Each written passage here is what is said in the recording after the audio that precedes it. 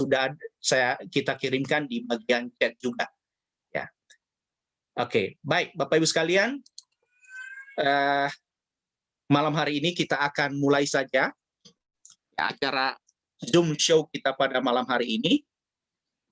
Seperti yang saya katakan tadi bahwa pada saat ini sejak adanya pandemi, sekolah diliburkan. Akhirnya anak-anak mengikuti pelajaran jarak jauh.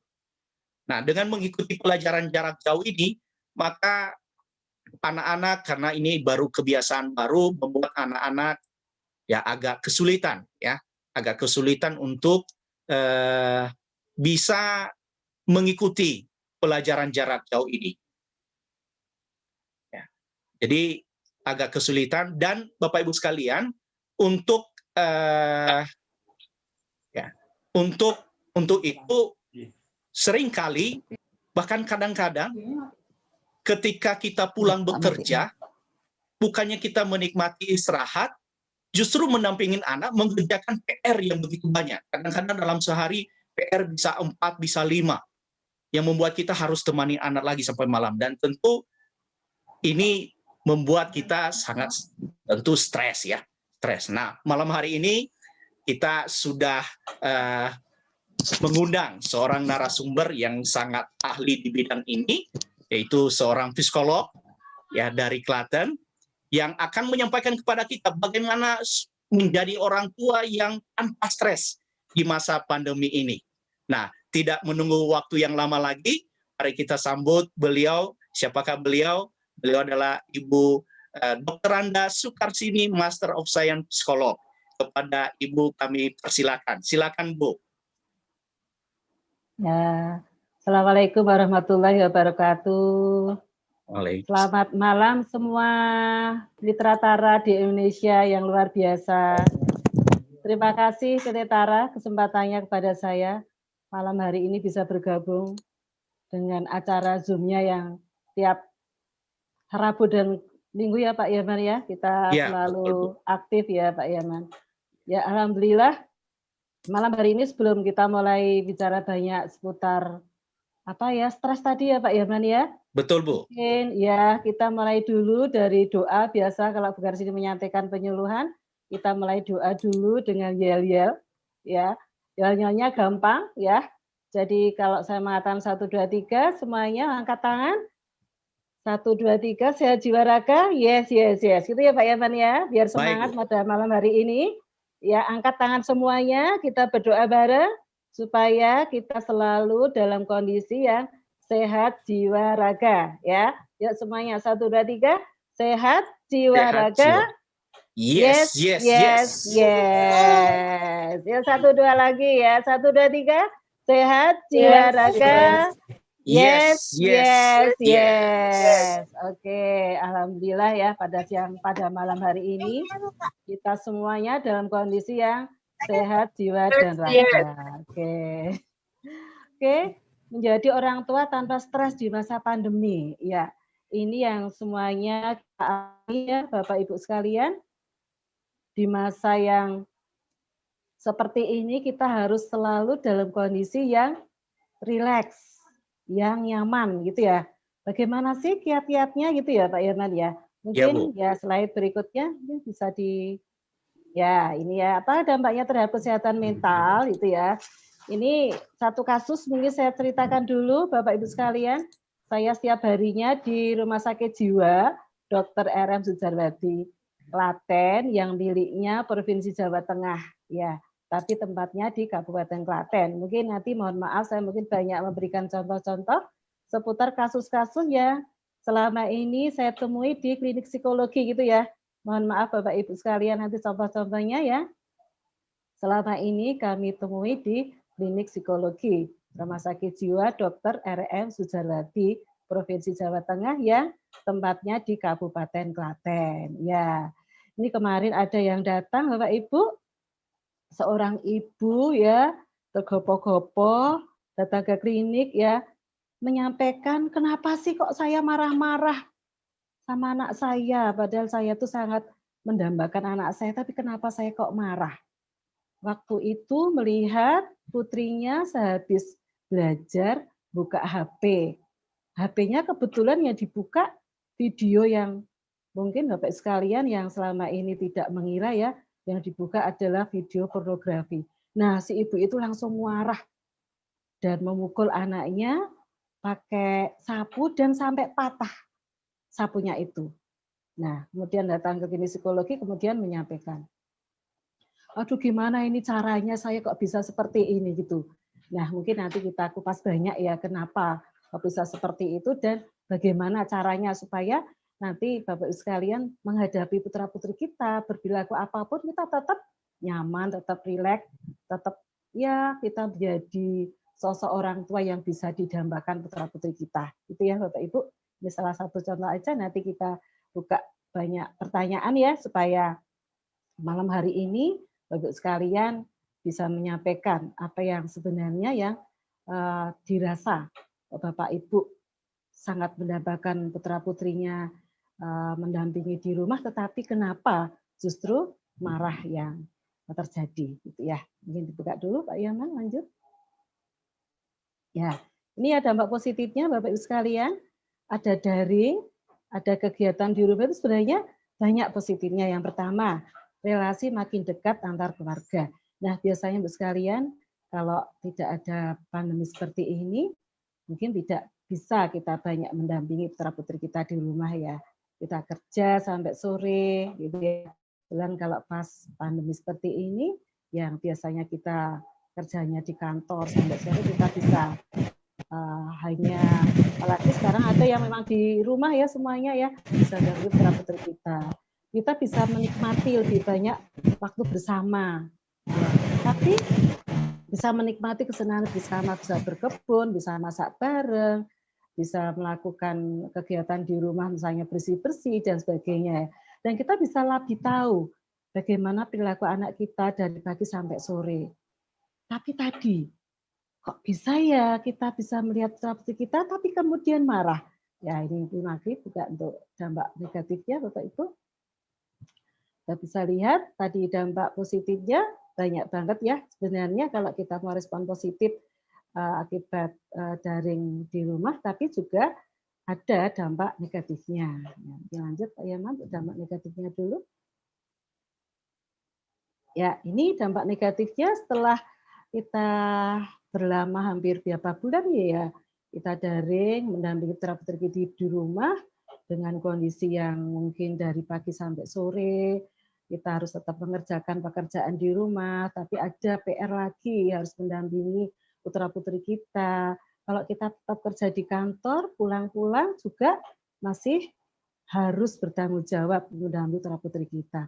Nah, ini salah satu yang memicu rentannya konflik di rumah tangga kita ya. Jadi nambah pekerjaannya, tambah yang harus mendampingi. Ya mungkin kadang-kadang kita juga tidak tahu PR-nya tuh seperti apa toh, kok beda banget sama dulu waktu kita sekolah gitu ya. Jadi ini salah satunya. Kemudian setiap kali kita melihat, biasanya kita di kantor tidak melihat perilaku anak kita ribut, misalnya yang gede umur 6 tahun sama yang 3 tahun ribut terus. Ya, kemudian kemarin juga ada yang datang sampai kelas 1 dengan adiknya yang kelas 3 SD, ribut terus gitu ya. Itu salah satunya. Kemudian bisa resiko juga KDRT menjadi lebih meningkat ya. Jadi kita tidak sengaja tadi contohnya mukul anaknya. Kalau enggak justru anak kita yang kita kemarin mah ada yang dihukum masukkan ke kamar.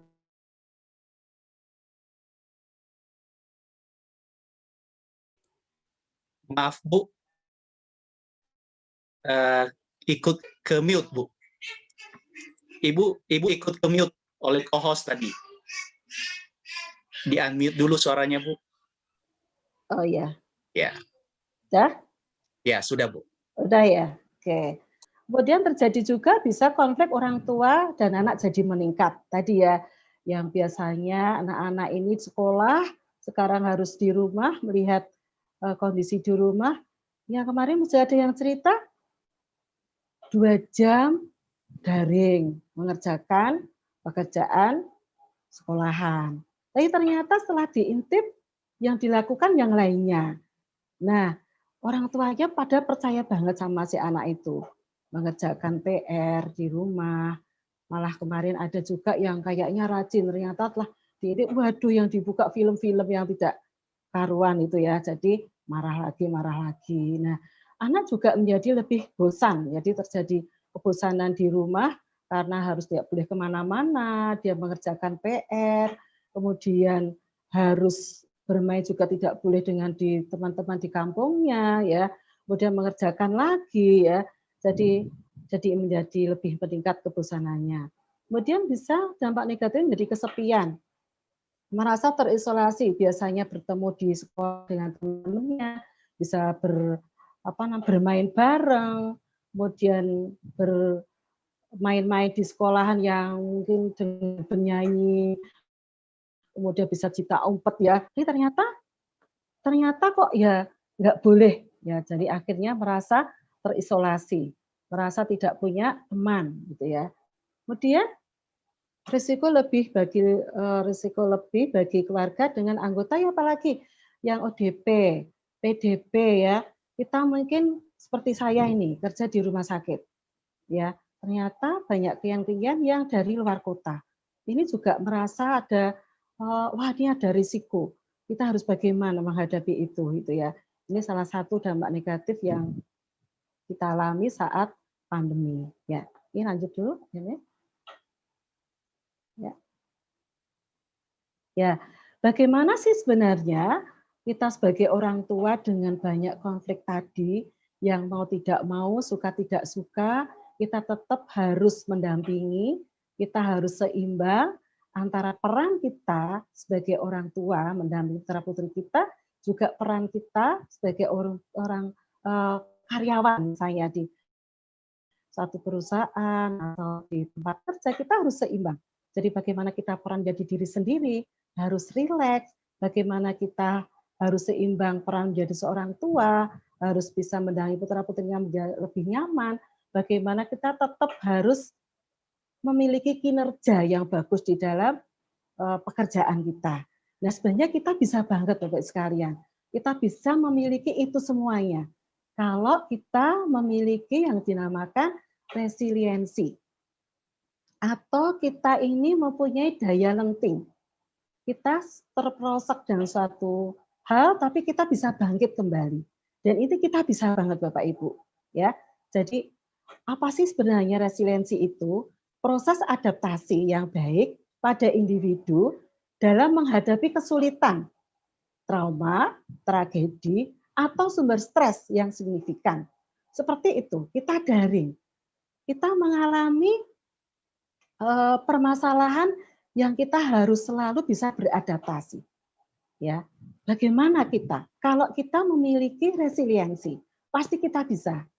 Ya, kemudian kita bisa selain juga bisa beradaptasi, kita juga bisa memiliki kemampuan untuk selalu bangkit, cepat bangkitnya ya, cepat bangkitnya tidak stresnya itu tidak berkepanjangan.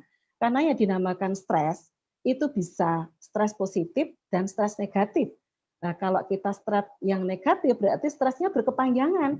Kita belum memiliki resiliensi, belum memiliki daya lenting tadi. Tapi kalau kita memiliki resiliensi atau daya lenting, kita stresnya itu tidak berlama-lama.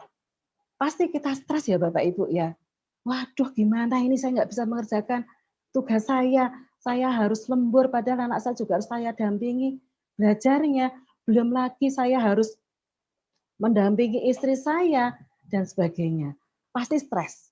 Nah, kalau kita memiliki resiliensi, kita pasti segera bisa beradaptasi dengan berbagai macam peran tadi, ya, supaya kita tidak memiliki stres yang berkepanjangan. Ya, oke, apa itu daya lenting? Bisa dilanjutkan lagi, Pak Yaman. Ya, daya lenting ternyata memang dapat dilatih Bapak Ibu. Jadi misalnya Bapak Ibu sekalian sekarang belum memiliki daya lenting ya, dan akhirnya kalau kita menemukan sesuatu masalah kita menjadi stres, kita menjadi marah, menjadi sedih. Malah kemarin ada yang datang ke klinik psikologi sudah bukan hanya stres tapi sudah depresi dengan gejala psikotik. Ada juga yang sudah depresi campur cemas. Bukan hanya stres saja. Nah, supaya kita bebas dari itu semua ya, jadi stres, jadi mungkin bisa cemas, bisa depresi campur cemas, bisa depresi dengan gejala psikotik gitu ya. Kita bisa melatih diri kita ya. Kita bisa melatih diri kita memiliki daya lenting yang luar biasa ya. Oke, lanjut Pak Yaman. Ini mungkin salah satu caranya ya. Nah, ini ya Bapak Ibu. Jadi misalnya kita sekarang ini belum memiliki daya lenting tadi ya, masih suka cepat marah ataukah justru masa cemas atau justru depresi atau campur cemas depresi. Yang pertama kita harus membangun koneksi ya. Membangun koneksi seperti apa? Ini bisa diklik lagi Pak Yaman. Ya, ini ya membangun koneksi. Membuat prioritas dalam suatu hubungan. Nah, ini Bapak Ibu harus ya memiliki koneksi. Ya, kita harus berhubungan dengan teman-teman kita yang bisa membantu kita bagaimana supaya kita menyelesaikan persoalan-persoalan yang kita hadapi. Misalnya ada PR nih ceritanya. Misalnya ya, soalnya banyak sekali yang ke klinis psikologi itu kaitannya dengan membantu putra-putrinya mengerjakan PR. Saya kok nggak bisa ini Bu, anak saya gimana ini PR-nya? Bapak Ibu bisa berhubungan dengan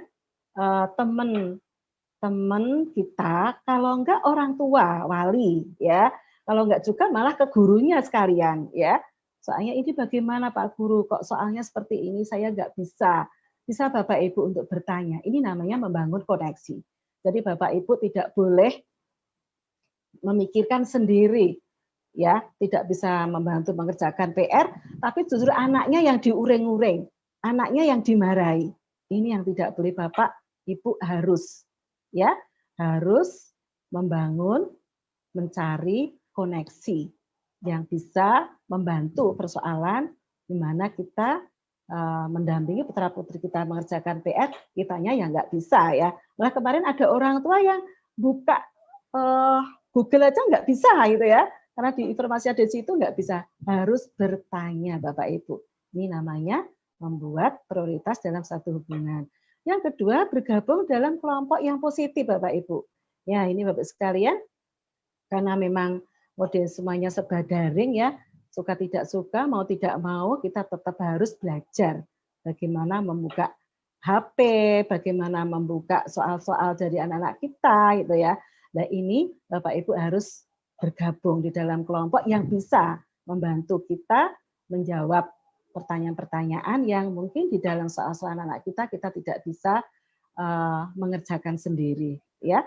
Yang kedua kita bisa meningkatkan kesehatan. Yang seperti apa? Merawat dan memelihara kesehatan tubuh. Nah ini Bapak sekalian, yang seringkali diabaikan bagaimana kita menjadi emosi, jadi cepat marah, karena kita lupa bahwa kita harus menjaga, memelihara, merawat kesehatan kita sendiri sebagai individu, sebagai orang tua. Itu Bapak Ibu ya. Jadi peran kita harus kita selesaikan dulu saat kita menjadi diri sendiri. Misalnya saat kita pulang kerja, kita capek, kemudian jangan langsung Bapak Ibu ketemu anak-anak kita dulu.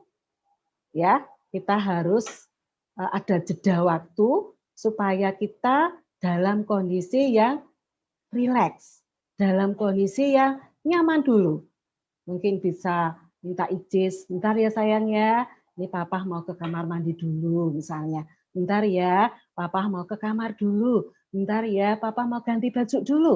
Mungkin Bapak Ibu bisa sampaikan. Karena kita harus dalam kondisi yang selalu sehat jiwa kita. Sehat raga kita dulu. Ya, sebelum kita beralih ke dalam peran kita menjadi orang tua atau peran kita menjadi istri maupun peran kita menjadi ayah atau suami gitu ya. Jadi kita harus dalam kondisi rileks dulu. Yang kedua, kita harus berlatih mindfulness atau relax. Nah, ini Bapak Ibu sekalian, yang sering kali saya ketemui di klinik psikologi, ya, menjadi orang tua yang akhirnya tadi contohnya marah melihat HP putranya yang menonton video pornografi. Saya bertanya, pertanyaan pertama selalu saya sampaikan ke klien-klien saya, apakah Ibu sudah berolahraga rutin? Apakah Ibu sudah lakukan rutin olahraga? Selalu dijawab belum. Saya belum olahraga rutin. Saya tidak pernah olahraga. Nah, ini Bapak Ibu, ya. Mungkin Bapak Ibu mulai hari ini sudah harus memiliki jadwal rutin nanti, harus olahraga dulu Bapak Ibu. Dan olahraga ini tidak harus yang keluar rumah, yang misalnya berenang pada sekarang tidak boleh, yang harus bersepeda sampai bergerombol, yang sekarang kita lihat di jalan banyak banget yang akhirnya malah justru membuat kita melihat yang bergerombol itu menjadi tidak nyaman ya, apalagi nanti kemudian nongkrong-nongkrong makan di warung makan yang tidak memakai masker. Nah, ini justru kita membuat merinding malahan ya Bapak Ibu. Padahal sebenarnya olahraga ini bisa kita lakukan di rumah. Salah satu contoh dengan senam otak, senam tangan, senam jari, atau yoga, atau apa namanya, senam aerobik ya, misalnya jalan-jalan di sekitar rumah, dan itu semua bisa sekali dilakukan. Itu salah satu teknik yang sangat mudah sekali supaya kita selalu dalam kondisi rileks. Dan ini seringkali diabaikan Bapak Ibu. Lagi seperti contoh kasus klien saya tadi, saya bertanya, selain ibu itu tidak rajin olahraga, si ibu ini selalu hebat perannya menjadi seorang ibu dan seorang istri. Ya, bangun tidur dia sudah lakukan pekerjaan dari mulai menyiapkan makanan, kemudian menyiapkan sarapan untuk putra-putrinya dan suaminya, kemudian dia membersihkan dari dapur, membersihkan dari nyuci baju dan sebagainya. Ini sampai seperti itu sampai sore Bapak Ibu. Dia sukses ya, sukses menjadi peran seorang ibu dan peran seorang istri. Tapi belum selesai peran menjadi diri sendiri tadi. Yang rileks tadi yang harusnya ada jeda olahraganya tidak pernah dilakukan, gitu ya. Yang kedua Bapak Ibu, pertanyaan kedua untuk klien saya yang seringkali dilupakan juga, si ibu ini tidak memiliki hobi Bapak Ibu. Ya, karena kerjaannya tadi dari mulai bangun tidur nyiapin semua, dari makan dan sebagainya sampai sore, tapi dia lupa nggak punya hobi sama sekali. Akhirnya kegiatan yang harusnya dia juga membuat rileks dia belum punya ya. Hobi itu sederhana juga Bapak Ibu. Bisa bertaman misalnya, dia bisa nyongket misalnya, bisa jahit atau bikin apapun yang si ibu ini bisa meningkatkan hobinya. Jadi sedikit waktu untuk menjadi diri sendiri yang rileks tadi dengan melakukan hobi-hobinya. Ya, ini sering juga dilupakan Bapak Ibu ya. Ini seperti klien saya tadi. Yang ketiga Bapak Ibu yang sering dilupakan juga, kita jarang sekali untuk bersilaturahim, atau saya katakan di sini untuk berinteraksi sosial Bapak Ibu ya. Jadi hanya di rumah terus, karena tadi dikatakan di rumah nggak boleh kemana-mana. Nah, ini bisa memicu kita menjadi tambah lebih emosional dan akhirnya dampaknya ke anak-anak kita. Ya, silaturahim atau berinteraksi sosial memang ini juga harus hati-hati karena kita dalam kondisi yang masih COVID ya Bapak Ibu, harus tetap pakai masker, berjaga jarak ya, tidak berlama-lama, tidak lebih dari 2 jam untuk ikut kegiatan ya. Ini jaga tetap meningkatkan imun ya, kemudian menjaga kebersihan tetap kita harus lakukan itu ya, supaya kita selalu dalam kondisi rileks. Ya, yang ketiga, menghindari hal-hal yang mengganggu kesehatan tubuh. Nah, ini ya Bapak Ibu, yang bisa sekali memicu juga di pola tidur Bapak Ibu. Seringkali saya ketemu di klien saya, pertama kali hambatnya adalah di tidur. Ya, karena apa? dia konsumsi minum kopi yang berlebihan. Kalau enggak dia merokok sambil ngopi, nongkrong-nongkrong. Itu ya Bapak Ibu. Kemudian miras ya, masih juga kita temui miras ternyata. Masih kita kelihatan temui di masyarakat. Ini yang seharusnya kita hindari supaya kita bisa menjaga pola hidup kita. Salah satu adalah pola tidur kita ya.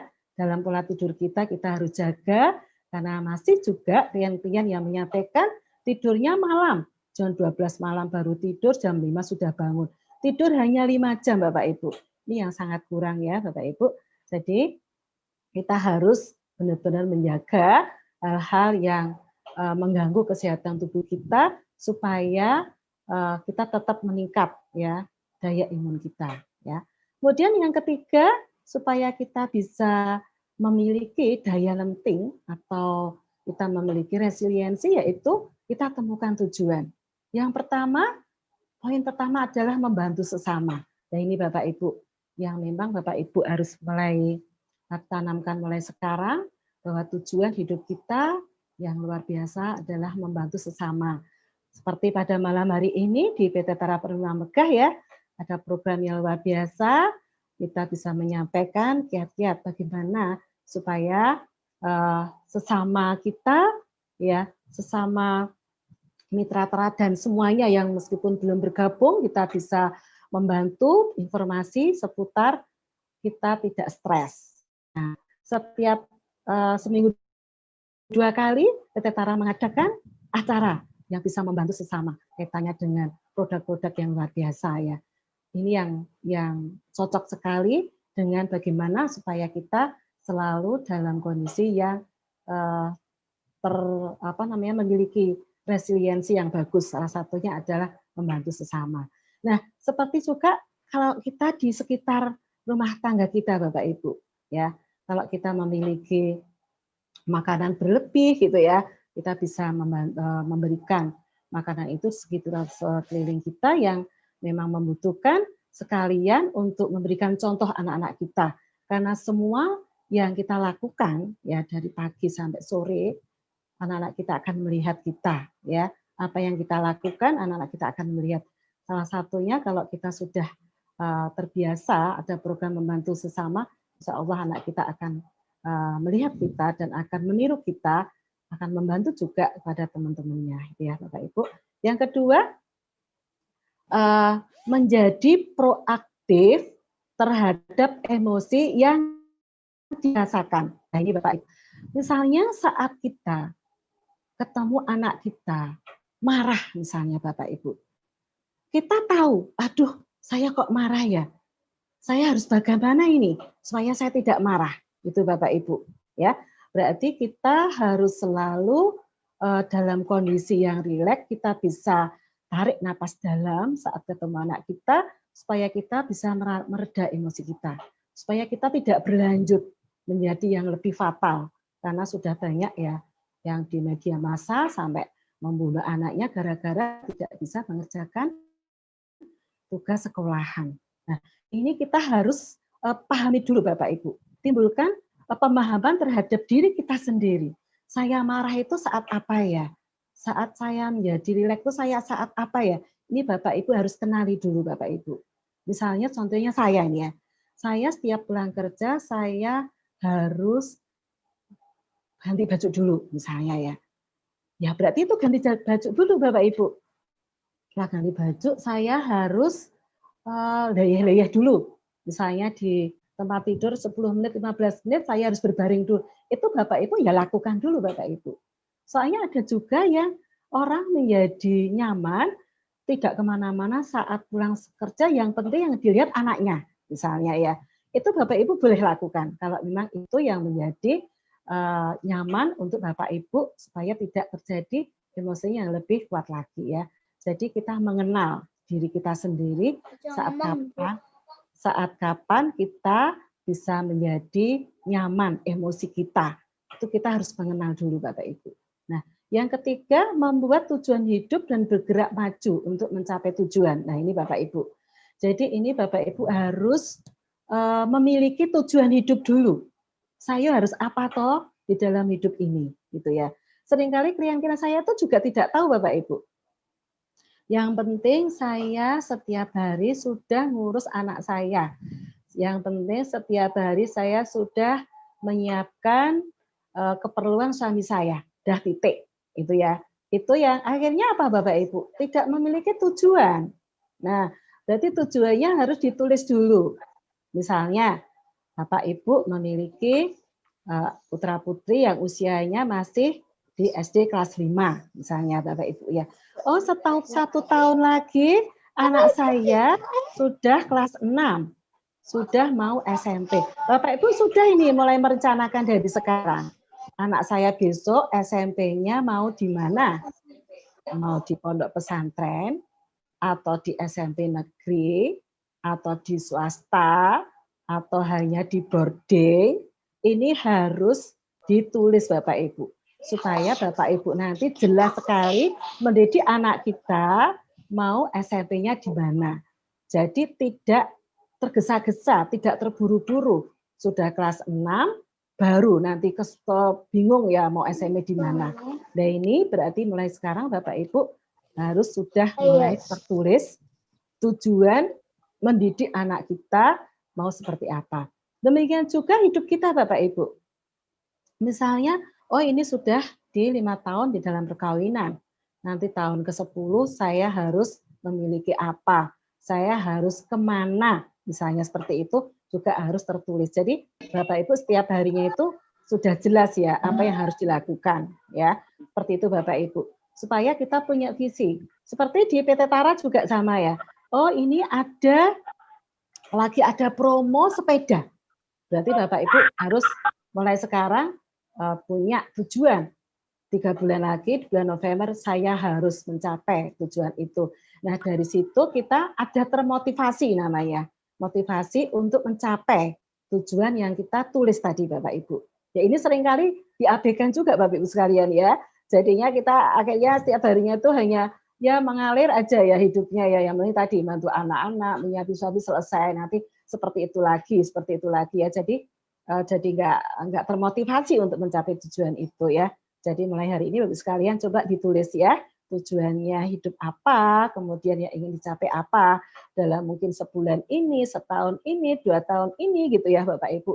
Supaya kita jelas visi dan misi kita di dalam hidup ini. Yang terakhir, mencari kesempatan untuk penyembuhan diri lah ini Bapak Ibu sekalian. Nah, kalau kita menyadari tadi bahwa kita kok mudah capek, kemudian kok saya kok mudah marah, kok saya mudah emosi, Bapak Ibu. Ini harus dicari dulu. Kenapa ya saya kok mudah marah? Coba dilihat dari pola hidup yang pertama, pola tidur tadi. Oh, apa tidur saya kurang ya? Kemudian dilihat juga bisa dilihat dari pola makan. Apa pola makan saya nggak benar ya? Terlalu banyak karbohidratnya misalnya, terlalu banyak pedas misalnya, terlalu banyak yang manis-manis misalnya. Dilihat semua Bapak Ibu. Yang ketiga coba dilihat juga dari pola geraknya. Oh ternyata saya tidak pernah melakukan gerak rutin. Oh saya geraknya hanya saya ingat aja. Nah itu ya Bapak Ibu ini harus dicari.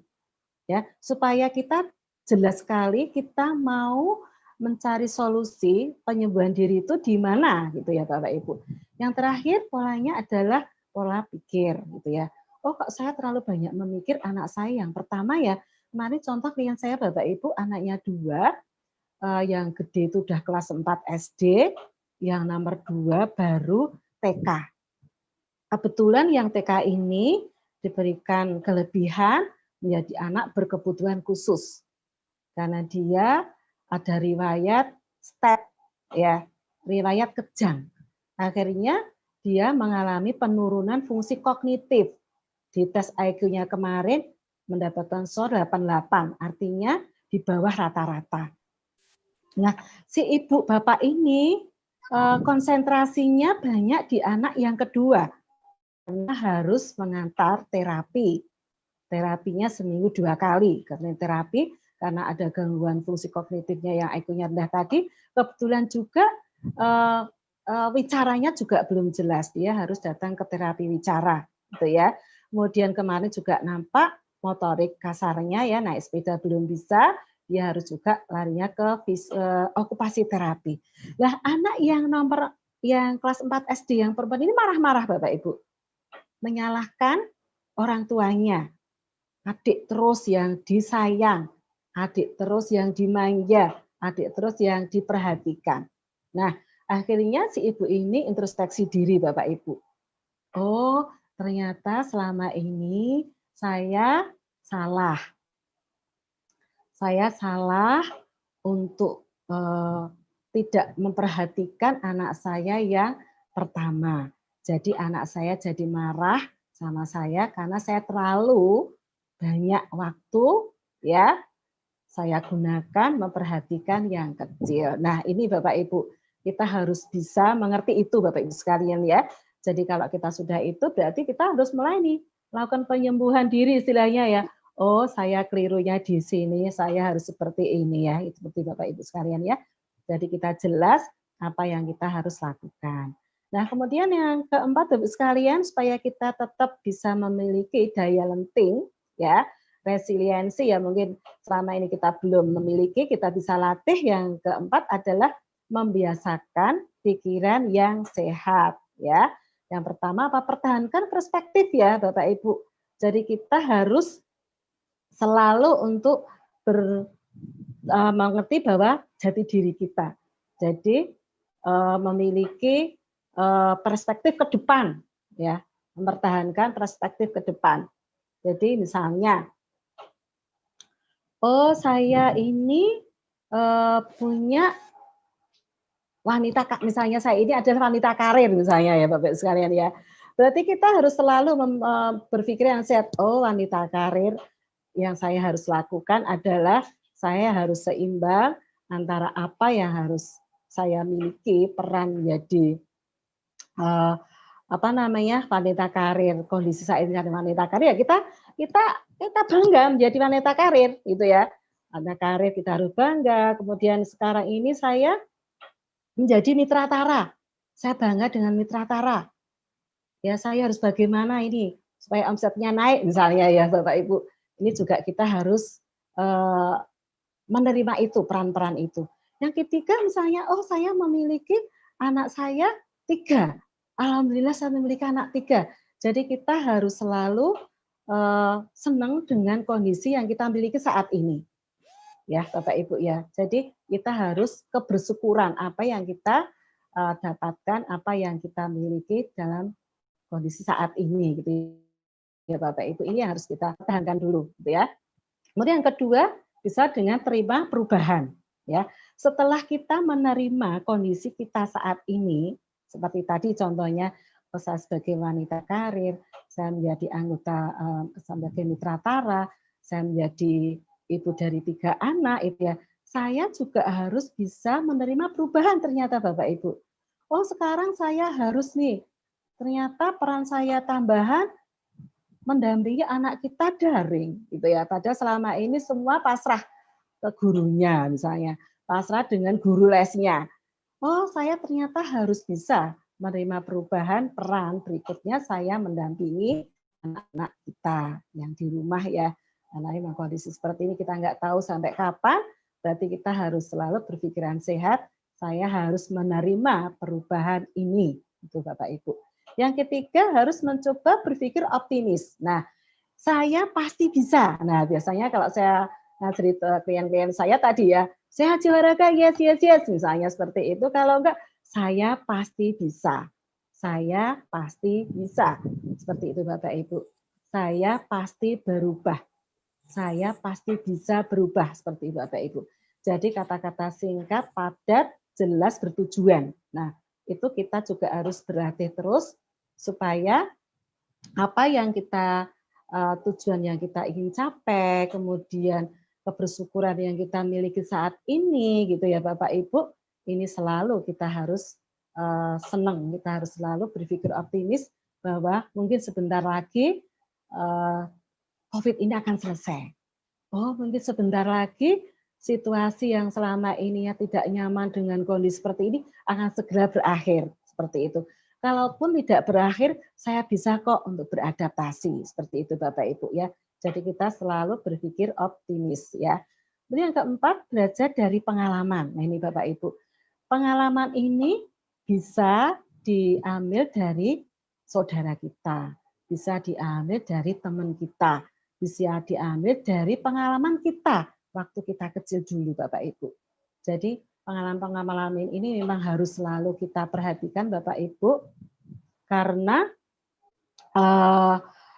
pengalaman ini yang baik akan kita lanjutkan, pengalaman yang tidak bagus itu menjadi ajang bagaimana menjadi kita tidak lakukan ya, misalnya. Oh dulu saya dididik oleh orang tua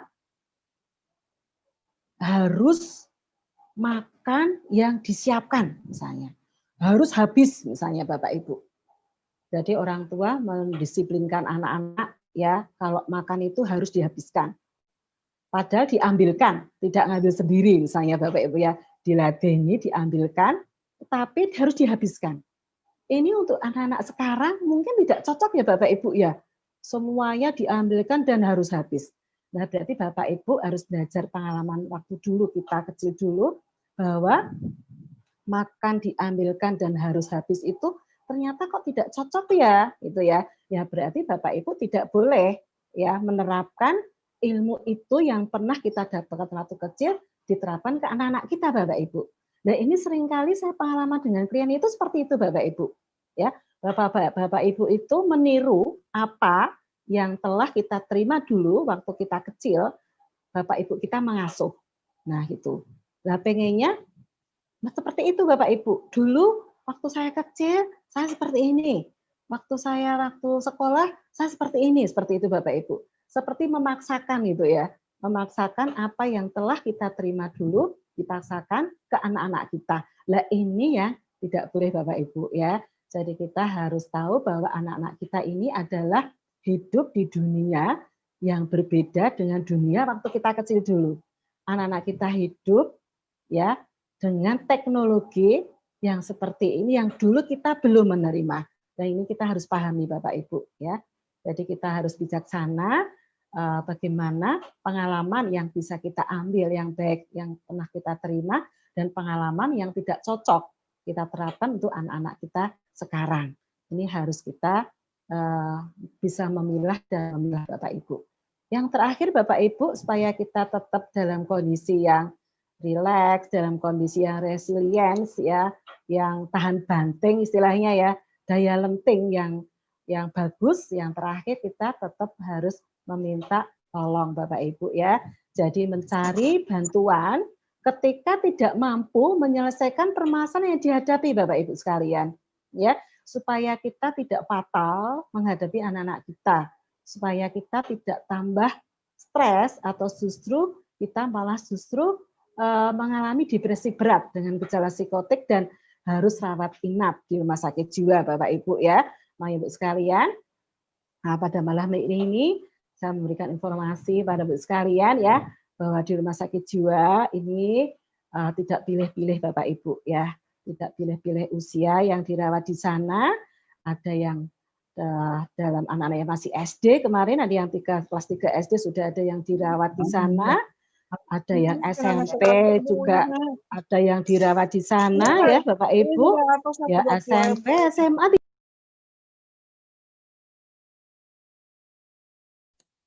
Maaf Bu, ikut ke mute lagi audionya. Ya, sudah ya. Ya Bapak Ibu sekali lagi saya sampaikan ya sekalian saya menjelaskan bahwa karena saya kerja di rumah sakit jiwa sudah 26 tahun Bapak Ibu ya, supaya kita tetap kondisi sehat jiwa raga kita, jangan sampai kita merasa diri kita itu hebat ya, kemudian tidak pernah meminta tolong Bapak Ibu ya. Jadi kalau kita sudah mengalami kesulitan di dalam persoalan hidup ya, kita harus segera minta tolong Bapak Ibu ya, supaya tidak seperti pasien-pasien yang sudah dirawat di rumah sakit jiwa, ya, tidak pilih-pilih usia, saya ulangi, ya ada yang SD, SMP, SMA, ya, kuliah gitu ya, S1, S2 ya dimungkinkan untuk menjadi pasien rawat inap maupun rawat jalan ya. Profesi, semua profesi juga ada yang memang mengalami gangguan jiwa dan akhirnya harus dirawat di rumah sakit jiwa. Jadi menjadi pasien jiwa itu tidak pilih-pilih Bapak Ibu ya. Monggo mulai malam hari ini kita selalu menyediakan waktu kita untuk selalu rileks ya dengan kiat-kiat teknik-teknik yang sudah saya sampaikan tadi. Bagaimana kita menjadi orang yang selalu resilient, ya, selalu memiliki daya lenting yang bagus. Mungkin itu dulu Bapak Ibu sekalian isian pada malam hari ini. Saya senang sekali Bapak Ibu kalau banyak pertanyaan ya, supaya pertemuan pada malam hari ini ada manfaatnya dan berguna untuk kita semua, terutama saya pribadi dan keluarga saya, itu ya Bapak Ibu. Itu aja dari saya, ada salahnya saya mohon maaf. Saya akhiri, wabillahi taufiq hidayah. Assalamualaikum warahmatullahi wabarakatuh. Saya kembalikan ke Pak Yaman. Monggo Pak Yaman. Baik, terima kasih Bu Sukarsini. Suatu Ya, materi yang sangat sama-sama. luar biasa yang disampaikan kepada kita pada hari ini, yaitu bagaimana rahasianya supaya tidak menjadi orang tua yang stres. Ya, stres di masa pandemi ini ya dengan cara memiliki daya lenting. Dan tadi Bu Sukarsini sudah membahas untuk memiliki daya lenting ini, nah ada yang Bapak bisa melihat ada 5 hal yang bisa kita lakukan, yaitu membangun koneksi, jaga kesehatan. Ingin jaga kesehatan, ya kita banyak produk-produk kesehatan kita yang sangat bagus, dan juga mari kita ajak kenalan kita, orang lain, mari kita ajak mereka sehat, menjaga kesehatan mereka sehingga nggak mudah stres ya. Karena kalau sakit ya lebih gampang stres. Kemudian ya misalnya di masa pandemi ini karena naturpirwesi sangat bagus sekali untuk meningkatkan kesehatan kita. Kemudian tadi Bu Sukarsini menyampaikan bahwa temukan tujuan. Ya, tadi Bu Sukarsini menyampaikan bahwa untuk menemukan tujuan bisa juga dengan berbisnis tara ya. Ada tujuan untuk berbisnis tara. Untuk berbisnis tara ada tujuan lagi. Dari bisnis tara saya ingin menolong banyak orang. Ya, jadi sekalian ini ada peluang-peluang ini, dan kemudian membiasakan pikiran yang sehat, dan serta kita ini bukan makhluk yang super power, tapi kita bisa sebagai makhluk sosial membutuhkan orang lain untuk minta tolong. Jadi jangan pernah malu untuk minta tolong. Nah, tentu saya lebih tertarik lagi tentukan tujuan. Nah, untuk itu saya ajak juga Ibu sekalian yang belum punya tujuan malam hari ini, ayo kita temukan tujuan kita dengan berbisnis tara. Dan yang sudah punya tujuan, ayo tambahkan lagi tujuannya, yaitu dengan berbisnis tara. Kenapa? Dengan melalui bisnis tara ini kita bisa menolong banyak orang. Untuk apa? Untuk mendapatkan penghasilan tambahan atau untuk mendapatkan kesehatan yang lebih baik. Nah, dengan menolong orang lain, ya kita berbisnis tara, kita bisa menolong orang lain, dan tentu kalau pada masa pandemi ini, pelajaran jarak jauh, aduh anak-anak kadang-kadang tell me kemampuan otaknya, aduh nggak bisa nangkal, nggak bisa mengerti karena pelajaran jarak jauh. Nah, Ibu sekalian, ini kesempatan bagi kita untuk mengajak orang tua, ya mengajak orang tua anak untuk bisa mengikuti mengkonsumsi, ya diberikan kepada anak mereka untuk mengkonsumsi tarakit dan kurkur, ya. Jadi tolong mereka supaya mereka juga menjadi anak-anak yang sehat dan cerdas. Kenapa? Dengan memberikan tarakit dan kurkur ini, anak-anak menjadi sehat dan cerdas. Dan tentu kalau anak-anak menjadi sehat dan cerdas, PR bisa dikerjakan dengan mudah, orang tua happy, jadi nggak stres lagi. Nah, bahkan bisa mendapatkan peluang juga untuk dapat bisnis tambahan yang di bisnis tara ini untuk bisa mendapatkan penghasilan seperti yang dijelaskan oleh minggu yang lalu. Nah, ini saya memberikan contoh Bapak sekalian. Berdasarkan Bapak Ibu sekalian, dalam 1 minggu jual 4-5 botol tarakit dan kurkur. Ya, sekitar 4-5 botol. Jadi nggak setiap hari jualan, dan dalam seminggu kira-kira 4-5 botol dijual. Nah, dalam sebulan mungkin sekitar 18 botol terjual tarakit, 18 botol terjual kur-kur. Nah, Ibu sekalian ajak juga satu teman untuk melakukan hal yang sama, maka berapa keuntungan yang Bapak Ibu dapatkan? Nah, ya, dengan melakukan ini, Ibu sekalian akan mendapatkan keuntungan 1 juta. Ya, 1 juta. Di bulan kedua, Ibu sekalian ajak 1 orang lagi, yaitu kalau dilihat di gambar di sini B. Dan A yang tadi diajak di bulan pertama, ditemani, didampingin, disukseskan mereka, agar mereka juga bisa mengajak satu teman dan membina satu teman ini untuk juga bisa melakukan jual tarakit dan kur-kur 4-5 botol dalam 1 minggu. Sehingga ibu bapak akan mendapatkan keuntungan berapa? 1 juta, Bapak Ibu sekalian. Di bulan ketiga, ini hanya bulan ketiga ini, Ibu sekalian konsisten melakukan jual ajak sukses ini, jadi dengan mengajak 1 orang lagi, jadi dalam 3 bulan hanya merekrut 3 orang. Tapi yang sudah diajak sebelumnya ini didampingin untuk juga bisa mengajak yang lain. Nah, ini namanya ada pendampingan, mensukseskan, bukan hanya sudah diajak, tapi dibiarin supaya renang sendiri, jalan sendiri, tidak. Ditemani mereka, disukseskan mereka, untuk bisa mengikuti jejak Bapak Ibu sekalian, sehingga dalam 3 bulan Ibu sekalian sudah mendapatkan di bulan ketiga ini keuntungannya 2,3 juta. Ya, 2,3 juta, dan yang luar biasa, bulan berikutnya Ibu sekalian langsung meraih posisi manajer. Ya, langsung meraih posisi manajer. Sehingga kalau saya totalkan hanya 3 bulan saja dengan melakukan jual 4-6 botol tarakit dalam 1 minggu dan kur-kur, total keuntungan Ibu Bapak dapatkan berapa? 4,4 juta. So, hanya 3 bulan ini dapat 4 juta lebih. Wah, luar biasa. Ini menambah sumber penghasilan Bapak Ibu sekalian. Jadi Bapak Ibu yang belum bergabunglah sekarang ini. Mari kita tolong banyak orang untuk mendapatkan kehidupan yang lebih sehat dan memiliki tujuan, sehingga rasa stres itu bisa teratasi. Mungkin nanti bisa ditambahkan lagi Bu Sukarsini, apakah dengan aktif berbisnis Tara ini bisa mengatasi stres nggak, Bu ya? Nanti mungkin bisa dijelaskan, Bu ya. Iya, oke, siap.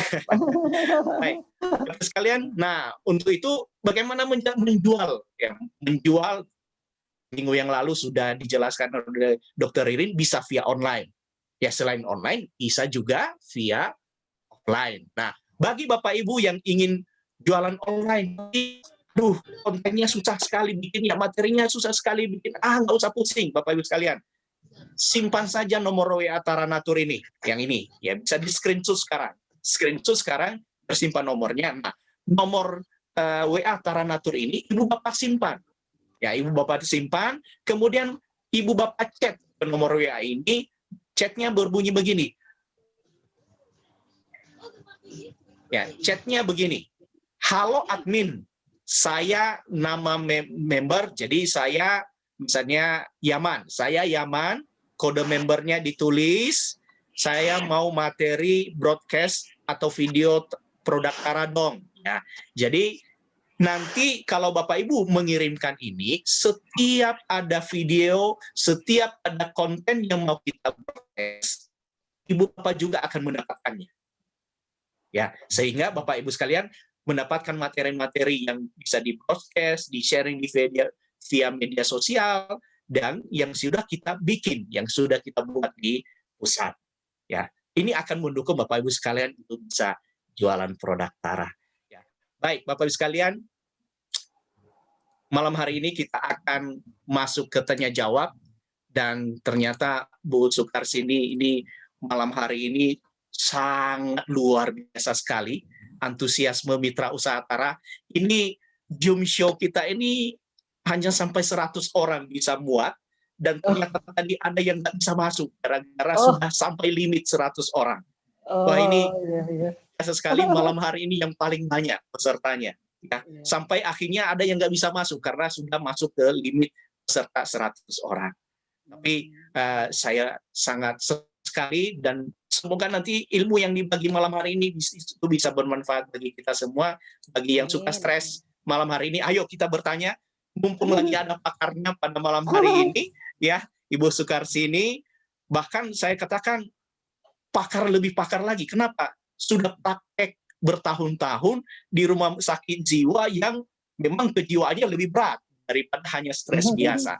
Ya, apalagi kalau sudah sakit jiwa, apalagi kalau hanya stres biasa, ini jauh lebih mungkin ada lebih mudah solusinya, ya. Baik, Bapak sekalian, nanti kita akan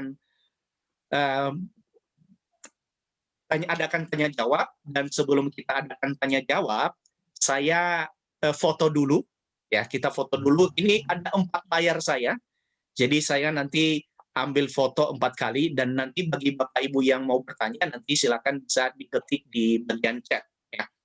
Baik, kita akan foto bersama dulu. Kami mohon kesediaan Bapak Ibu, kalau berkenan diaktifkan videonya, ya, untuk kita foto bersama. Jadi Bapak Ibu yang berkenan mengaktifkan videonya, silakan aktifkan videonya. Kita akan foto bersama, ya.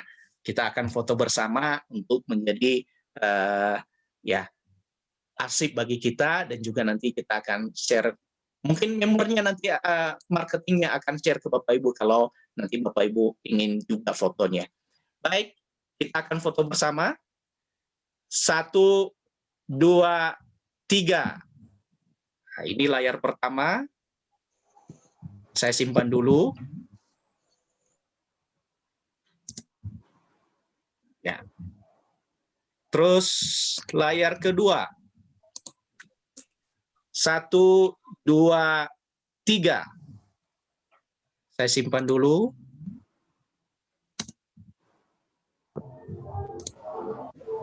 Layar ketiga. 1, 2, 3. Saya simpan dulu. Dan terakhir layar yang keempat. 1, 2, 3. Baik, Bapak Ibu sekalian, sekarang kita akan masuk tanya jawab. Mungkin saya akan bacakan terlebih dahulu pertanyaan yang sudah masuk di bagian chat, Bu. Ya, saya akan jawab dulu pertanyaan yang disampaikan di bagian chat.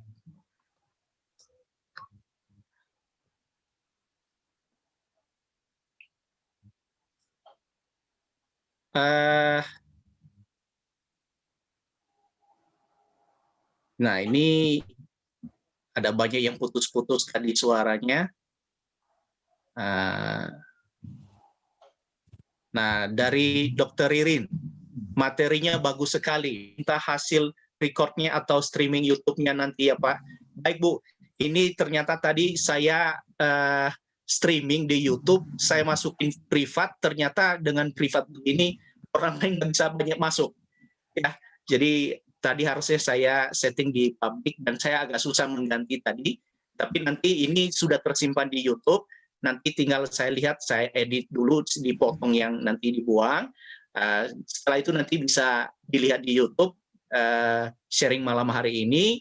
Nanti saya akan kirim linknya, ya. Kalau sudah selesai diedit dan dipotong yang mungkin yang tidak, yang misalnya pas awal-awal tadi kita mulai, ya kan nggak perlu. Jadi mungkin masuk materi kita sudah potong. Baik.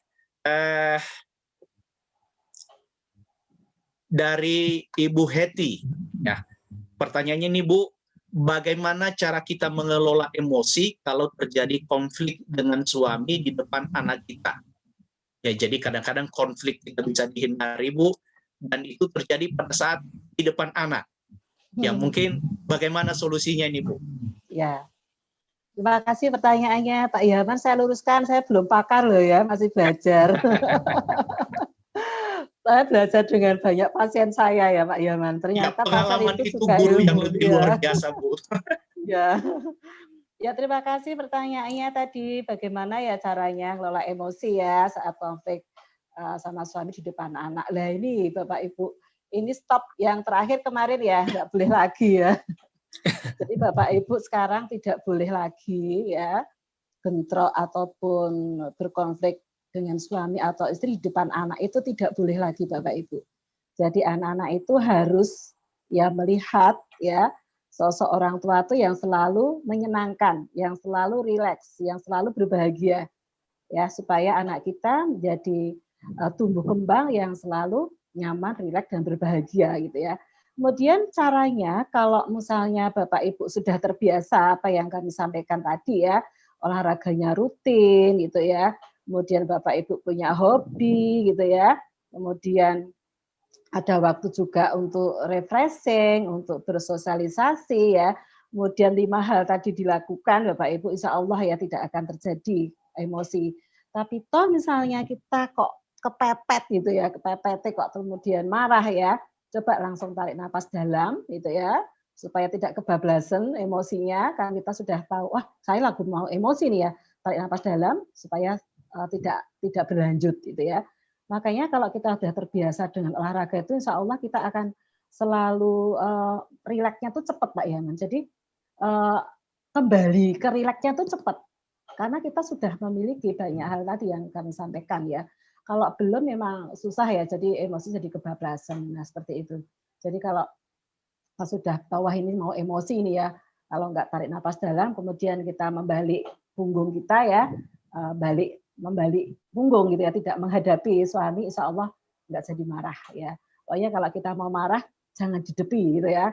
Kita membalik punggung, kemudian tarik napas dalam, kita meninggalkan suami kita, insya Allah nanti reda lagi itu ya. Jadi tidak boleh lagi marah di depan anak. Itu mungkin jawabannya Pak Yaman. Lakukan dulu ya Bu ya PR-nya tadi ya supaya nggak insya Allah lah nggak emosi lagi nanti. Yang 5 hal tadi ya Bu ya. Ya 5 hal tadi 5 ya. hal tadi. Lakukan dulu ya. Baik. Oke. Selanjutnya dari Bu Teresia Utami Gunawan. Selamat malam semuanya. Terima kasih Bu Sukarsini, materinya menarik dan bermanfaat. Kemudian dari Bu Kilawati dari Tebo, ya, Tebo Jambi Bu. Bagaimana caranya untuk menghadapi anak yang super aktif? Kalau diajak bicara selalu cepat menjawab, tapi apa yang kita bicarakan nggak diperhatikan. Akhirnya kadang bisa memicu emosi kita. Mohon solusinya Bu. Oh ya, terima kasih pertanyaannya Bu. Dilihat dulu Bu, putranya usia berapa ya. Jadi soalnya ada anak-anak yang didiagnosa hiperaktif atau gangguan konsentrasi, itu memang tidak mendengarkan nasihat kita ya. Kemudian bicara langsung menjawab ya tanpa memberikan dampaknya ya. Makanya dilihat dulu semuanya Bu. Soalnya apa coba nanti kalau memang di situ ada klinik-klinik psikologi ya, itu bisa coba anaknya diajak Bu ya di sana, dicek dulu apakah memang anak kita terdiagnosa hiperaktif atau gangguan konsentrasi gitu. Kalau toh tidak ada gangguan konsentrasi maupun hiperaktivitas berarti kan aman ya, hanya merubah di pola asuhnya dulu. Karena anak-anak menjadi hiperaktif atau gangguan konsentrasi bisa 2 hal. Yang pertama dari anak itu sendiri dan akhirnya harus mendapatkan terapi. Yang kedua karena pola asuh orang tua ya. Kalau pola asuh orang tua berarti Bapak Ibu mulai dari disiplin dulu ya. Disiplin anak kita ajari ya. Bagaimana kalau saat anak orang tua bicara, anak harus mendengarkan seperti itu. Yang kedua, kalau setelah selesai baru bertanya dan sebagainya. Itu kalau memang hiperaktifnya atau gangguan konsentrasinya karena pola asuh. Berarti harus dilatih disiplinnya. Yang kedua bisa dilihat juga dari pola makan, teman. Ya. Jadi anak yang gangguan konsentrasi atau hiperaktivitas bisa dilihat dari pola makannya. Mungkin banyak pengawet, penyedap rasa, zat warna, pemanis buatan, ya, banyak susu, banyak kecap, kemudian banyak gandum. Coba nanti dievaluasi dulu ya.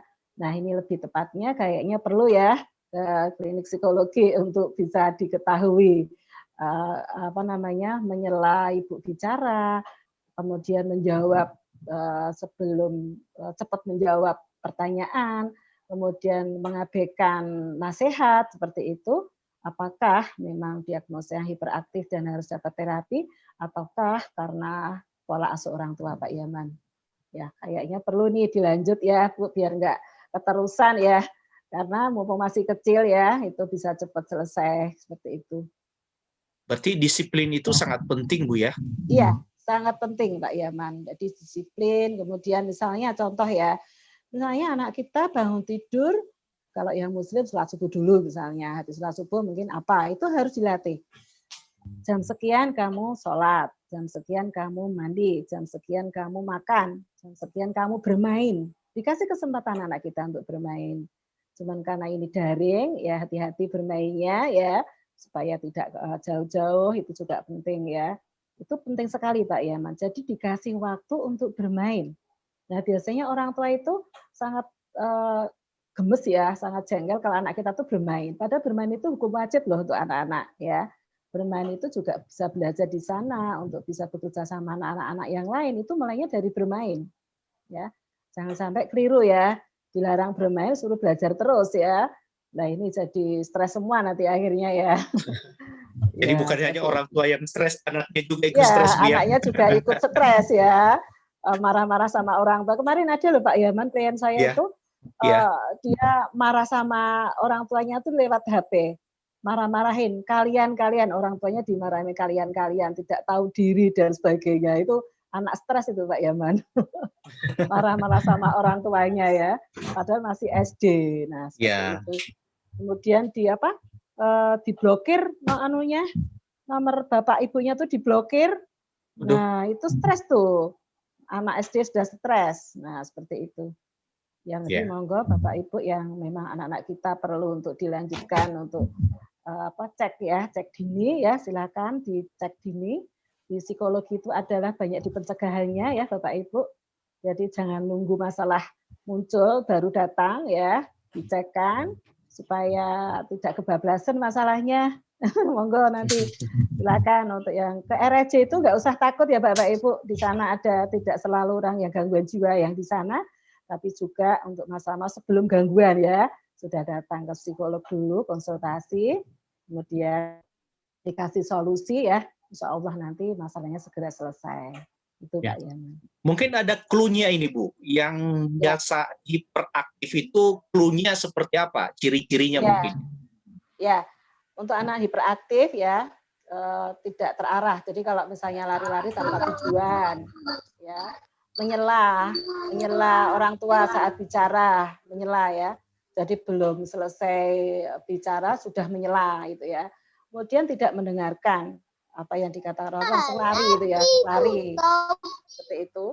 Kemudian tidak menatap mata, jadi kontak mata. Nanti dilihat dulu Pak, Bapak Ibu ya, anak kita masuk di gangguan konsentrasi atau hiperaktif apa tidak, ya dari kontak mata ya. Jadi kontak mata itu dilihat, kemudian bagaimana anak kita saat diajak bicara untuk mendengarkan dulu, bukan menyela pembicaraan orang lain.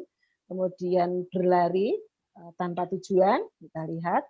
Kemudian kayak mesin ya, jalan terus lari terus nggak kenal lelah. Nah itu dilihat, itu juga sudah berikan ciri-ciri untuk anak-anak hiperaktivitas. Seperti itu Pak Yaman. Ya. Baik. Ya. Kita lanjutkan pertanyaan selanjutnya dari Bu Yeni Indriati dari Sukabumi.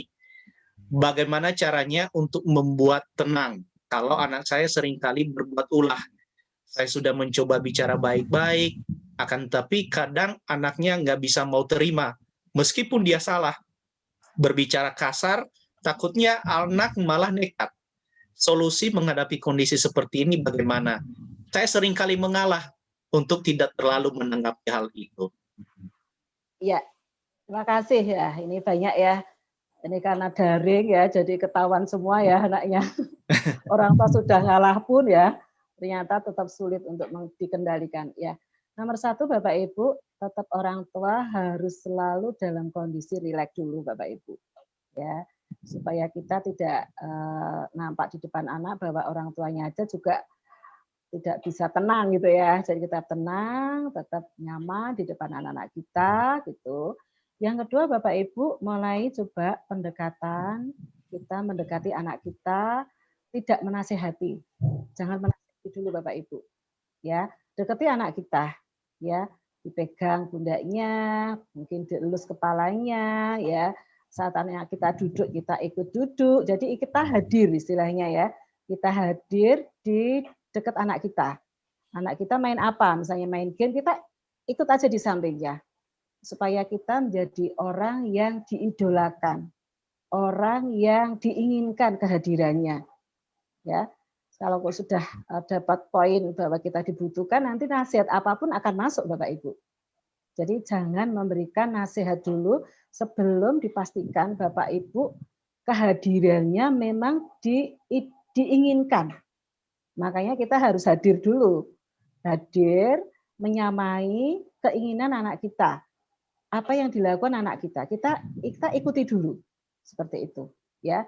Sampai katakan anak kita main game, ya nggak apa-apa, kita di sampingnya dulu. Ya, kita menyamai dulu apapun yang dilakukan anak-anak kita, ya. Soalnya kadang-kadang orang tua itu cepat-cepat menasihati, Pak Yaman. Cepat-cepat menasihati. Jadi anak kita jadi nggak mau dideketi ya. Kalau dideketi orang tua sukanya cuma dinasihati aja ya.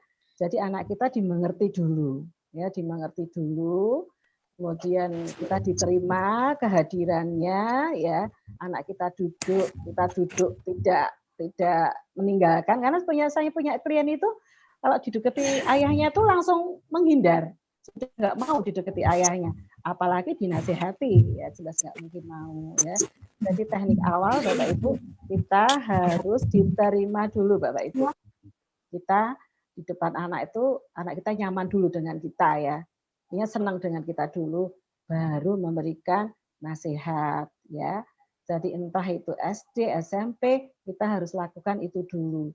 Kita bersama anak dulu, kegiatan nyaman dulu ya. Nyantai-nyantai, hobinya apa kita terima dulu ya, baru nasihat ya. Itu Bapak Ibu. Baik. Lanjutkan yang lain, Bu. Iya. Wah, ini agak susah saya bacanya ini, Bu. Dari Bu Lisda dari Cianjur. Alhamdulillah jaka kalah Kairon Katsiro Bu Sukarsidi.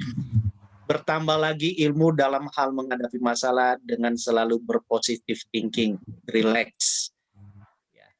Kemudian dari Bu Susi Pandes, alhamdulillah bisa dapat ilmu dari Ibu Sukarsini.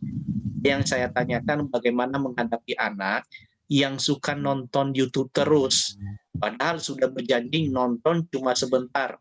Tapi kalau diingatkan selalu anaknya marah-marah, dan kalau disuruh mengerjakan tugasnya malah marah-marah dan kadang kita jadi emosi. Matur suwun Bu Karsini. Ya, terima kasih nih Mbak Susi Klaten. Ya. Pandes tuh Klaten tuh Pak Yaman. Oh. Iya, Pandes Klaten. Ya, terima kasih pertanyaannya. Supaya kita tidak emosi dalam kondisi anak apapun gitu ya. Kondisi anak apapun kita nggak boleh emosi. Lakukan dulu ya Bu ya tadi ya. 5 hal tadi lakukan dulu. Supaya kita selalu kondisi rileks. Apapun perilaku anak yang apapun kita melihat perilaku anak apapun lah ya, kita selalu kan kondisi rileks. Entah tadi anak nonton YouTube terus, entah main game terus, entah itu dolan terus lah, karena kita harus dalam kondisi rileks dulu ya. Yang kedua disampaikan dulu ada perencanaan. Jadi gini Pak Yaman, seringkali itu anak tidak dilibatkan dalam merencanakan. Ya, waktu sehari itu tidak dilibatkan. Makanya mulai hari ini Bapak Ibu harus melibatkan ya untuk perencanaan anak-anak kita ya. Misalnya jam sekian mengerjakan tugas, 1 jam mengerjakan tugas cukup ya Bapak Ibu 1 jam dulu ya. Karena jenuh nanti kalau 2 jam ya, apalagi anaknya masih SD. 1 jam mengerjakan tugas, nanti setelah mengerjakan tugas bermain. Bermainnya nanti dilihat, bermainnya apa, sukanya diskusikan. Bukan main HP, tapi bermain yang mendidik kreativitas. Supaya rileks, kreativitas itu ada di otak kanan, soalnya gitu ya. Itu dijelaskan dulu kepada anak-anak kita. Supaya anak kita ikut apa ya, membuat perencanaan. Dan nanti saat sudah terjadi beneran nih misalnya ya, 1 jam sudah mengerjakan tugas kemudian bermain, kok anak kita nggak mau mengerjakan tugas lagi, bermainnya misalnya dikasih waktu 1 jam kok kebablasan. Nah nanti disepakati di situ. Kalau nanti adik melanggar peraturan yang sudah kita buat bersama, Tadi kan belajar 1 jam, bermain 1 jam. Kok ini lebih? Nanti diapakan? Harus bagaimana? Itu diskusikan sebelum aturan itu diterapkan. Ya, jadi sebelum aturan itu diterapkan, berarti tetap harus dibuat aturan. Nah, aturan itu harus tegak. Kalaupun nanti anaknya sampai nangis ya, karena melanggar peraturan, nangisnya bukan karena kita cubit, bukan karena kita pukul, tapi karena nangisnya dia sakit hati, aturannya dia sakit hati tidak dituruti keinginannya. Nah, itu memang harus kita tegas supaya anak kita paham di situ. Itu ya Bu Susi ya. Jadi anak kita libatkan dalam perencanaan, kemudian komitmen terhadap perencanaan itu, kemudian didiskusikan juga kalau melanggar itu harus bagaimana dan sebagainya. Ini perlu dimatangkan sebelum aturan itu diterapkan. Nah, seperti itu Pak Yaman. Jadi ada kesepakatan dulu Bu ya, Iya, antara orang tua dengan anak. Iya, ya. Kemudian tegas ya, tegas dengan komitmen bersama tadi yang sudah dibuat bersama. Ya. Ya. Baik, kita lanjutkan pertanyaan selanjutnya dari Pak Lukman nih. Izin bertanya, bagaimana menghadapi atau menyingkapi anak yang suka bangka atau suka ngeyel, Bu? Suka ngeyel. Ya. Jadi kalau sudah dibilangin tapi ngeyel aja. Ngeyel. Ya. Pak Ibu, ngeyel itu adalah wujud pinter ya. Jadi salah satu anak pinter itu mesti ngeyel. Jadi responnya positif dulu ya. Jadi anak yang ngeyel, bantah itu tidak selalu jelek Bapak Ibu ya. Karena saya kan juga di klinik tumbuh kembang anak ya. Jadi anak-anak yang gangguan tumbuh kembang tidak bisa ngeyel. Ya, dia diem saja, nggak bisa protes. Nah, kalau kita memiliki anak yang ngeyel, suka protes, itu kita respon positif dulu. Oh, anakku pinter. Siapa tahu kita yang keliru sebagai orang tua mendidiknya gitu ya. Jadi kita harus introspeksi dulu. Ngeyelnya seperti apa gitu. Ya. Kalau ngeyelnya memang ngeyel yang sudah keterlaluan misalnya, kita rubah dulu. Kita harus rileks dulu menghadapi anak yang ngeyelnya yang kebablasan misalnya ya. Baru kita respon positif. Nah, seperti itu Pak Yaman. Jadi jangan dianggap anak ngeyel itu selalu negatif. Kita lihat dulu kasusnya apa. Soalnya anak yang ngeyel itu bisa pinter soalnya ya. Ya. Cara mengubahnya bagaimana Bu? Ngeyel ini. Supaya nggak ngeyel ya. Jadi yang pertama Bapak Ibu, kita bisa mulai dari hypnoparenting ya. Hypnoparenting itu adalah memberikan kata-kata positif sebelum tidur nyenyak. Berarti kita mendampingi, kita ngeloni ya, orang Jawa bilang, di samping anak kita cerita-cerita dulu. Kemudian anak kita tidur belum angler, belum lelap tidurnya, kita berdoa di sampingnya. Nah, kamu pinter ya, kamu hebat, anak yang sopan, anak yang manut, anak yang turut, monggo doa Bapak Ibu sekalian. Itu mendidik anak kita lewat kognisinya, lewat otaknya ya saat anak kita dalam kondisi rileks, tidur tapi belum lelap. Jadi kalau anak kita doakan, kita berikan kata-kata positif kok masih merasa terganggu, berarti belum tuh ya. Tunggu sebentar lagi sampai anak kita tidak protes dengan kata-kata positif itu, tidak terbangun dengan kata-kata positif kita. Yang kedua, sebelum membangunkan, Bapak Ibu bisa masuk kamar, kemudian di sampingnya didoakan ya, tadi kamu hebat, kamu pinter, kamu nurut, kalau orang tua menasihati dengarkan, monggo doanya, kemudian kita bangunkan. Nah, itu teknik yang pertama ya, dengan hypnoparenting namanya. Jadi memberikan hipno, orang tua memberikan hipno ya pada anak kita sebelum tidur nyenyak dan sebelum membangunkan. Yang kedua dengan memberikan contoh. Nah, dikasih contoh dong anak kita gitu ya. Ini loh Dek, kalau lagi Mama bicara, kamu dengerin dulu seperti ini itu ya. Nanti kalau udah selesai boleh kok protes kurang apa. Makanya dikasih kesempatan Bapak Ibu sekalian.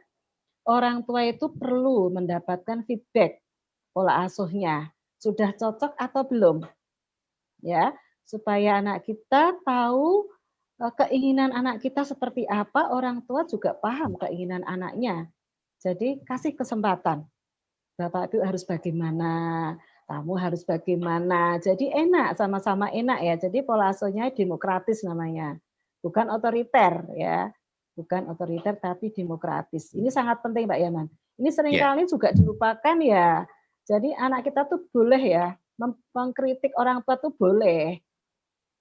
Apalagi kalau orang tuanya nggak benar kan, kita kan juga manusia ya, kadang-kadang nggak benar ya. Boleh anak kita memberikan masukan itu ya. Kemudian baru kita diskusikan sebaiknya harus bagaimana, seperti itu. Yang ketiga jangan lupa kasih pujian anak-anak kita ya Bapak Ibu. Jadi jangan lupa kita kasih pujian, apapun perilaku yang anak kita lakukan kita puji dulu ya. Jangan memuji hanya kalau mendapatkan nilai baik. Kalau dipuji, kalau naik kelas, kalau dipuji nilainya tinggi, jangan hanya itu. Tapi setiap kali perilaku positif yang dilihatkan anak kita, yang diperlihatkan anak kita puji. Misalnya bangun tidak nangis, wah pinter. Sekarang nggak nangis ya bangun. Makan habis, wah pinter makanya dihabiskan, misalnya gitu. Pulang, main, wah pulang. Nggak dicari sudah pulang, pinter. Jadi puji setiap perilaku yang baik kita puji ya. Jangan pelit memberikan pujian pada anak kita ya. Pikiran belum dorai sama orang semua. Ya itu mungkin jawabannya. Tidak ada yang. Baik. Baik. Selanjutnya Ibu Niken Juwita ya, Bu Niken Juwita. Bagaimana agar anak mengerti ketika orang tua ada di rumah, tapi dalam posisi bekerja, WFH, seperti saat ini. Ya, jadi misalnya seperti saya, Ibu kan berarti saya WFH nih, sedang kerja malam di rumah. Ya, ini kadang-kadang bagaimana supaya anak bisa mengerti ya ketika orang tua WFH. Ya, oke. Yang harus mengerti orang tua atau anak ini. Yang harus mengerti itu ini ya, orang tua harus mengerti juga bahwa anaknya perlu didampingi bapak ibunya, misalnya ini saat mau kerja, nanti disampaikan, nih ayah mau kerja jam sekian sampai jam sekian, dikasih tahu dulu, sekarang bermain yuk, misalnya kerjanya jam 8 sampai jam 10 misalnya, berarti ada waktu bermain dulu sama anaknya diajak bermain dulu Pak Yaman. Ya. Ya, jangan kerja dulu. Diajak bermain dulu. Misalnya, ini mama mau kerja nih jam 8 sampai jam 12 misalnya. Ayo kita bermainnya jam berapa? Sekarang bermain dulu atau mama kerja dulu baru bermain. Jadi anak kita kasih kesempatan bermain sama kita dulu. Ya, supaya kebutuhan anak kita terpenuhi dulu. Nah, seperti itu. Insya Allah pasti anak kita paham, Pak Yaman. Asal terpenuhi dulu kebutuhannya. Ya, nanti kalau sudah gantian ya, sekarang mama kerja, adik bermain sama siapa, gitu. Jadi diajak diskusi. Nanti mama mau kerja, nanti bermain sama mama dulu jam sekian sampai jam sekian. Nanti habis mama kerja, nanti bermain lagi. Nah, saat mama kerja, papa kerja, adik sama siapa dulu. Seperti itu, Pak Yaman. Di sana dikasih pujiannya, jempolnya jangan lupa, wah hebat toh putranya mama bisa dikasih tahu pinter gitu, jangan lupa pinternya, jangan pinter jempolnya, jangan lupa dielus kepalanya, jangan lupa pundaknya dielus gitu ya. Itu perhatian orang tua pada anak kita. Insya Allah gampang kok anak kita itu ya. Yang selama ini pengalaman saya yang susah tuh justru orang tua loh Pak Yama di klinik psikologi itu. Jadi untuk mengatasi anak yang agak ini berarti lebih mudah Bu ya daripada orang tua. Mudah. Iya, teorinya kan semakin kecil semakin mudah. Ya, jadi kalau tua itu kan tambah susah Pak ya, sudah terbentuk kepribadiannya. Nah, itu. Oh, yeah. Jadi hambatan saya justru ke orang tua ini ya, yang susah memahami anaknya gitu ya. Pengennya dipahami. Lah apa bisa anak memahami orang tua? Kan gitu. Yeah. Ya, berarti kebutuhan dasar anak ini berarti kehadiran orang tua Bu ya? Iya, kehadiran orang tua dulu Pak Yaman. Kita hadir dulu. Makanya sebelum kita WFH, kita hadir dulu. Ya, misalnya tadi jam 8 sampai jam 12 kerjanya. Berarti sebelum jam 8 kita pegang anak kita. Mulai bangun tidur kita ajak makan bareng, diajak diskusi bareng, bermain itu kebutuhannya terpenuhi dulu. Kita hadir dulu sama anak kita. Baru udah selesai ya, ini sudah selesai semua. Tadi udah maam sama mama, sudah bermain sama mama. Sekarang mama kerja. Jam sekian, jam sekian di ruang sini. Adik jangan ganggu. Tadi kan sudah sama mama. Nanti adik sama siapa di sana. Misalnya masih ganggu, buat komitmen tadi. Nangis ya nggak apa-apa, tetap diajak pergi. Nggak boleh nangis kemudian kita terganggu pekerjaannya, nggak boleh. Anak kita kan memang stresnya dengan nangis, stresnya dengan panas, stresnya dengan marah, itu biasa anak-anak. Tapi kita tetap harus ngajak disiplin. Karena kita sudah bersama anak dulu, kemudian kita kerja tetap harus kerja. Anak nangis apapun ya biar nangis, tapi jangan dideketin kan kita lagi kerja. Nanti pesan siapa yang ngomong tadi diajak pergi nangis nggak apa-apa. Biar tahu bahwa orang tuanya lagi kerja. Dan tadi terpenuhi kebutuhannya sudah dipenuhi dulu gitu. Biar anak kita tidak mengganggu Pak Yaman. Ini seringkali juga orang tua nggak tega ya lihat anaknya nangis. Iya Bu. Nah, akhirnya nggak disiplin anak kita. Padahal anak kita nangis itu biasa, memang anak itu dengan nangis gitu caranya. Tetap aja biar nangis itu, nggak usah gimana-gimana anak nangis, wong juga nggak dimarahi, dia sakit hati aja gitu kan. Nah nanti kan diem sendiri, ya diem sendiri. 1 jam paling diem nanti. Nah setelah diem kasih penjelasan bahwa mamah masih kerja tidak boleh diganggu. Jadi nangis pun ya nangis saja nggak apa-apa gitu Pak Yaman. Jangan di samping orang tuanya yang lagi kerja itu ngajari anak kita berempati sama orang tuanya ya. Jadi nangis itu kapan tidak boleh nangis, kapan boleh nangis itu sangat penting ya. Yeah. Jadi apa anak nangis itu adalah normal ya. Yeah. Ya gitu. Baik. Selanjutnya ini saya nggak tahu namanya ini Bu. Karena ini namanya Andromax ini nama handphonenya, Androidnya. Anak saya sudah beranjak dewasa Bu Karsini, usianya sudah 22 tahun. Tapi memang agak sulit untuk dikasih tahu Bu. Kadang bilang iya, tapi kenyataannya nggak dilakukan. Ya kalau 22 tahun berarti sudah masuk dewasa awal. Ya, nyaris ke dewasa awal ya. Dan 22, 23 itu perpindahan dari remaja akhir ke dewasa awal itu ya. Ya, biasa dari peralihan itu berarti memang belum matang kepribadiannya ya. Kita pahami dulu bahwa kadang-kadang anak kita masih labil lah ya seperti itu ya.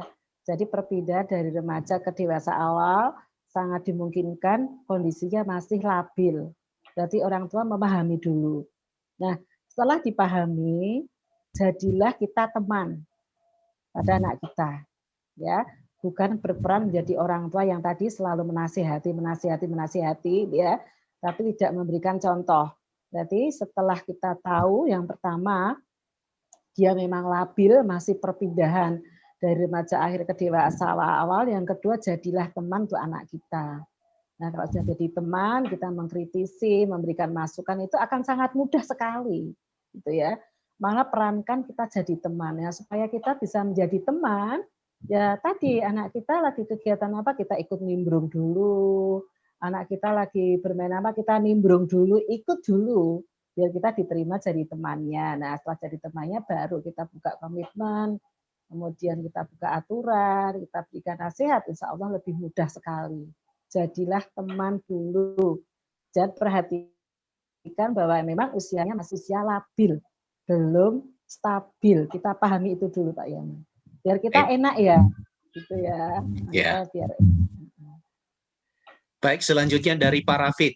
Bagaimana caranya menghadapi anak yang kurang paham sama materi pelajaran? Ya. Sekali lagi, bagaimana caranya menghadapi anak yang kurang paham sama materi pelajaran? Biar tidak emosi saat memberi penjelasan materi pelajaran sama anak, dan anak juga dapat memahami pelajaran yang disampaikan oleh orang tua. Ya, terima kasih sekali. Ini kasus banyak banget yang saya hadapi di klinik psikologi ini. Ya, jadi anak yang belum bisa paham, itu bisa dua hal. Bisa karena memang anak dengan kognisi rendah. Kalau dites IQ-nya di bawah 90, berarti di bawah rata-rata. Bisa juga karena memang anak ini perlu sekali diulang-ulang materinya. Jadi dia kalau dites IQ-nya itu tetap baik, tapi memang dia perlu diulang-ulang. Bisa juga karena anak itu dengan kognisi yang rendah. Nah, supaya tahu anak kita yang seperti apa tadi, apakah kognisinya rendah atau kognisinya tinggi, itu perlu tes IQ-nya dulu.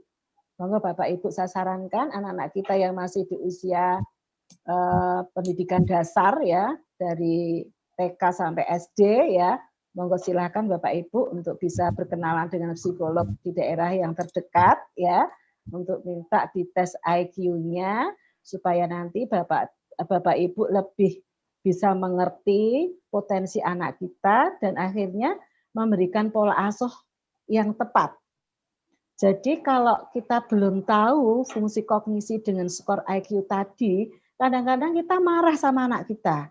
Kok nggak mudeng-mudeng? Diajari kok nggak tahu-tahu. Nah setelah dites ternyata di bawah rata-rata. Ya memang nggak mudeng-mudeng kalau memang IQ-nya di bawah rata-rata. Nah ini seringkali terjadi Pak Yaman, di Klaten tuh banyak banget kasus kayak gini. Ya, makanya perlu dites dulu IQ-nya. Biar tahu Bapak Ibu kemampuannya seperti apa sih sebenarnya anak kita gitu. Jadi pas ya, jadi nggak banyak konflik gitu. Kalau memang IQ rata-rata tadi pemberian tarakit ya, saya kemarin banyak yang akhirnya terbukti ya dengan pemberian tarakit itu bisa meningkatkan skor IQ. Tapi bukan hanya tarakit, tapi juga pola asuhnya harus betul, kebiasaan di rumah harus baik ya. Kalau emang harus terapi gitu ya. Baru kita cek lagi IQ-nya. Seperti itu bisa sekali Bapak Ibu ya. Bisa pengalaman sekali dengan kognisi yang di bawah rata-rata. Demikian Pak ya. Jadi monggo silakan untuk berarti dulu ya. Pemberian tarakit ini salah satu solusinya Bu ya. Untuk Iya, meningkatkan salah satunya. Iya, karena kan ada DHA-nya. Ada nutrisinya ya, di samping kita memberikan makanan-makanan yang seimbang dan bervariasi, ditambahi suplemennya, karena kadang-kadang yang diberikan kita memberikan anak kita itu tidak seimbang ya gizinya ya, jadi perlu suplemen, apalagi masih di kanak-kanak awal, ya itu sangat signifikan sekali lah perubahannya ya. Saya pernah mendampingi saya hampir 1,5 tahun konsumsi tarakit dan tadi memberikan pola asuh yang benar. Kemudian dia terapi gitu ya, kita cek IQ-nya naik dari 73, naik 83, kemudian 93, sekarang jadi 94 di 1,5 tahun, tapi agak lama ya. Karena memang sudah kelas 2 SD ketemunya, jadi meskipun lama tapi kan tetap ada perkembangannya demikian. Ya saya sarankan untuk berkaitan dengan aspek kognisi akademik ya, pelajaran sekolah, monggo untuk tes IQ-nya dulu, mendatangi psikolog yang terdekat. Itu Pak Yaman saran saya. Baik Bu. Kemudian pertanyaan selanjutnya ini banyak pertanyaan ini Bu. Ya. Banyak sekali yang bertanya di malam ini. Dari Bu Raisa, bagaimana menghadapi anak yang suka nonton YouTube Bu?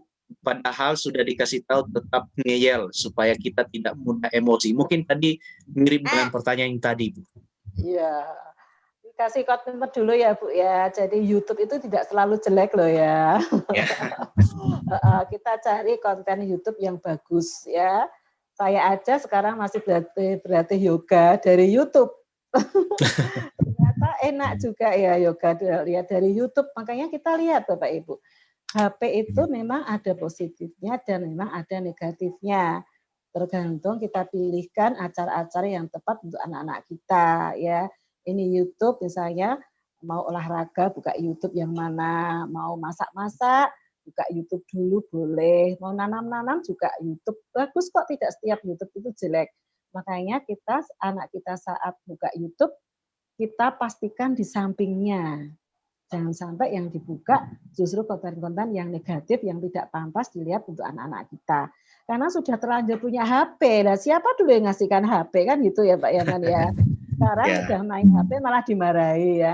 Makanya kita harus bijaksana, anak kita menggunakan HP, pilihkan memang YouTube yang bermanfaat.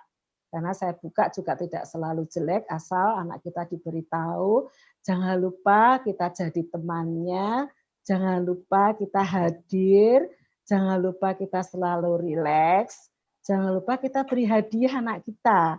Insya Allah mudah kok anak kita ya. Mau cuman YouTube aja sangat mudah sekali ya. Asal tadi orang tua harus berperan dulu menjadi orang tua yang dikehendaki anak-anak kita kehadirannya seperti itu. Enggak dipraktekkan dulu ya. Ya. Baik Bu. Pertanyaan selanjutnya, bagaimana menghadapi anak? Bagaimana menghadapi anak umur dewasa 22 tahun bila dia lebih mendengar atau menuruti kata-kata temannya daripada kata-kata orang tua sendiri, dan bila dinasehati malah dia yang lebih duluan marah. Terima kasih Bu, dari Bu Rita Barudin dari Sulawesi. Terima kasih ya Bu dari Sulawesi ya. Oke Bu, kamu umur 22 tahun tadi kan masih perpindahan ya. Jadi kalau kan banyak teori perkembangan, salah satu teori Piaget itu 22 itu ada yang masih mengatakan di remaja akhir. Ada yang bilang sudah dewasa awal. Jadi ini perpindahan benar nih ya. Jadi masih dia mempan sekali kata-kata temannya karena memang dia kan di usia remaja akhir. Ya. Jadi masih mempercayai apa yang dikatakan temannya. Makanya supaya kita dipercaya, ya jadilah teman. Gitu. Ya. Jadilah teman ya biar dipercaya ya. Jadi orang tua itu jangan menasihati terus tadi, jadi temannya dulu, teman ngobrol dulu, teman gojek-gojek dulu, dolan bareng, masak bareng, ke pasar bareng gitu ya. Nah silakan nanti habis itu baru nanti kan insya Allah lah kita jadi orang tua selalu diidolakan kok kalau kita bisa memahami anak kita. Ya, baik Bu. Ini pertanyaan masih cukup banyak ini. Nah, mungkin nanti Bu mungkin jawabannya mungkin bisa lebih dipersingkat supaya bisa jawab. Kemudian yang kedua, mungkin Bu kayaknya saya lihat ini banyak sekali yang sangat tertarik ini Bu. Iya.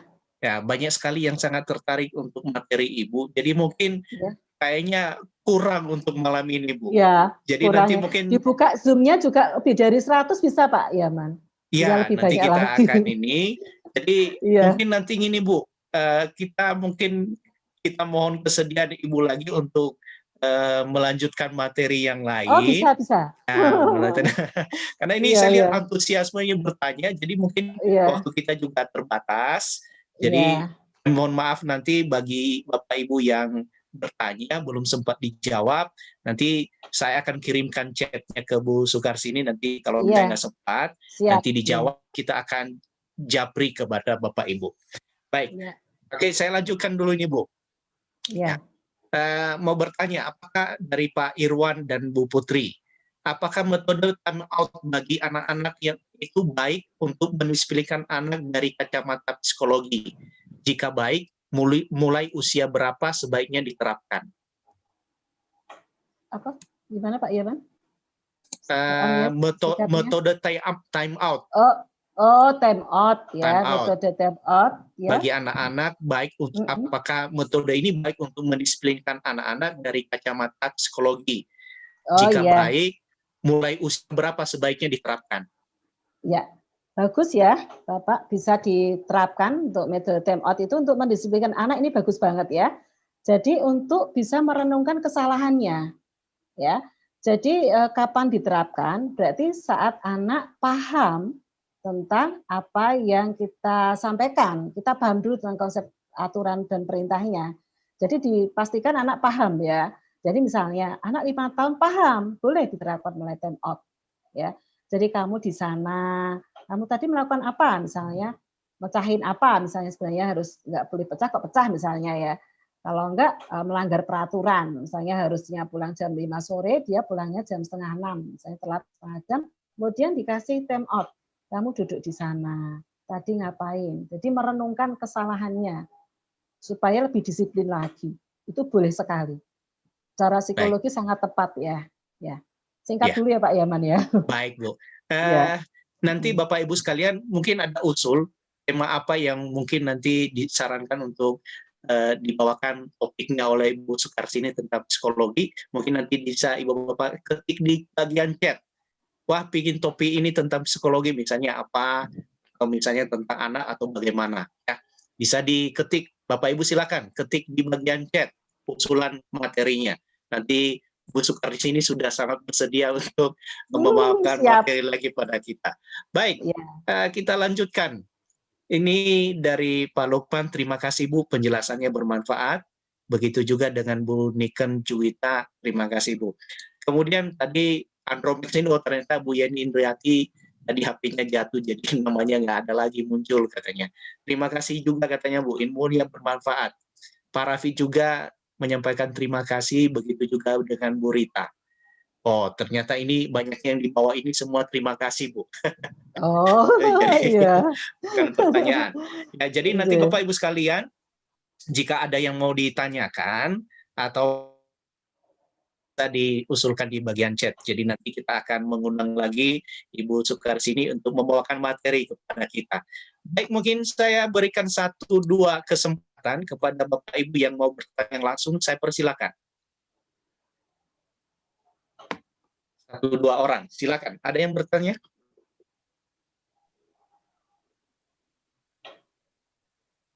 Ya, silakan Bapak Ibu. Halo Bu Sukarsini, Pak Yaman, terima kasih atas Selamat malam. materinya. Ya. Pak, mohon maaf menambahkan, tadi ada pertanyaan yang terakhir, mulai usia berapanya itu belum terjawab. Oh ya, terima Iya, itu kasih. saja. Ya, Terima kasih Bu Sukarsini. Yang time untuk out usianya, yang time out tadi kan? Ya, time out. Yang time out. Itu time out tergantung Pak, tergantung ya. Jadi saat anak kita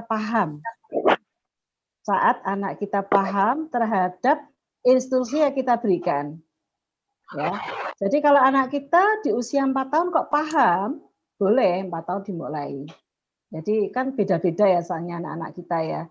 Jadi konsep aturan dan perintah itu tidak sama setiap anak. Jadi sebenarnya secara teori sih 4-5 tahun sudah bisa ya, sudah paham terhadap aturan. Jadi saat di sekolah itu kan sudah bisa ya di umur 4-5 tahun. Silakan untuk diberikan time out.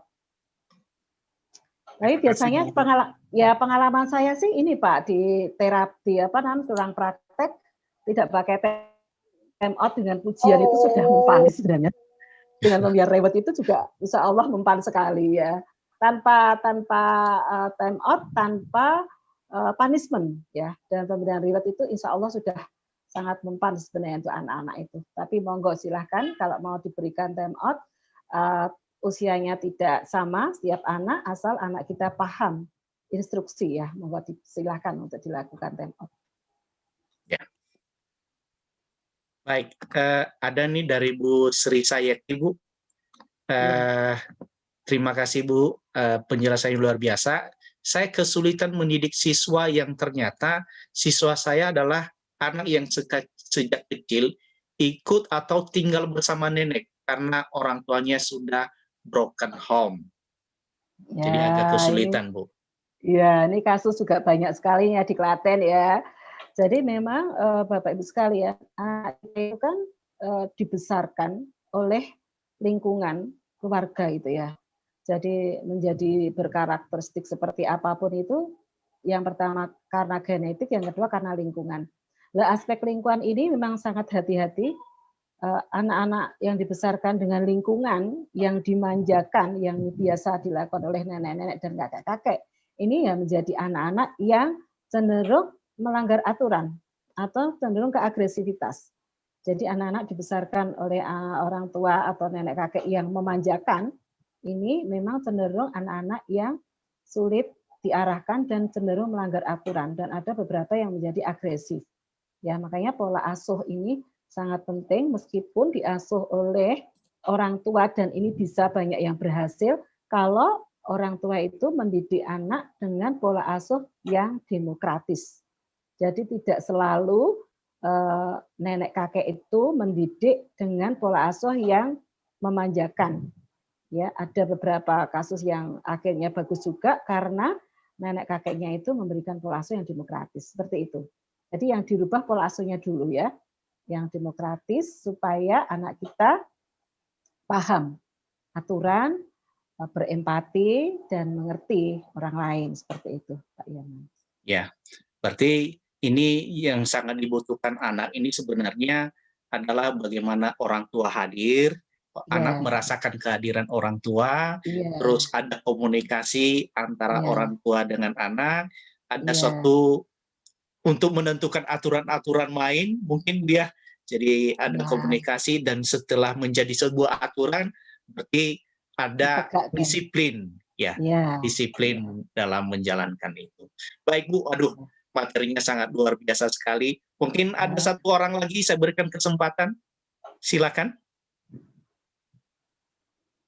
Ada?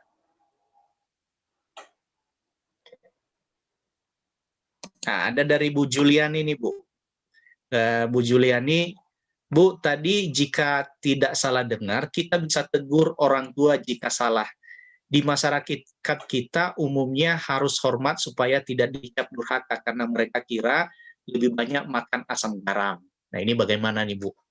Ya, oke, terima kasih pertanyaannya. Bagus ya, Bu ya. Memang diharapkan sih semua orang tua itu bisa menjadi contoh ya. Jadi makanya anak jadi hormat ya. Tapi kenyataannya yang terjadi tidak demikian ya. Ada orang tua yang memang perlu ditegur karena orang tuanya tidak memberikan contoh yang baik seperti itu ya. Saya kebetulan juga ini lagi bekerja sama dengan Lembaga Perlindungan Anak Klaten ya. Kita melakukan kerjasama untuk memberikan istilahnya penyuluhan kepada masyarakat karena sekarang sudah ada kasus-kasus pelecehan pada anak-anak kandung sendiri, kemudian ke tetangganya dan sebagainya ya. Jadi ternyata orang-orang dewasa juga perlu nih ditegur ya karena memang tidak memunculkan perilaku yang sebenarnya harus dilakukan ya.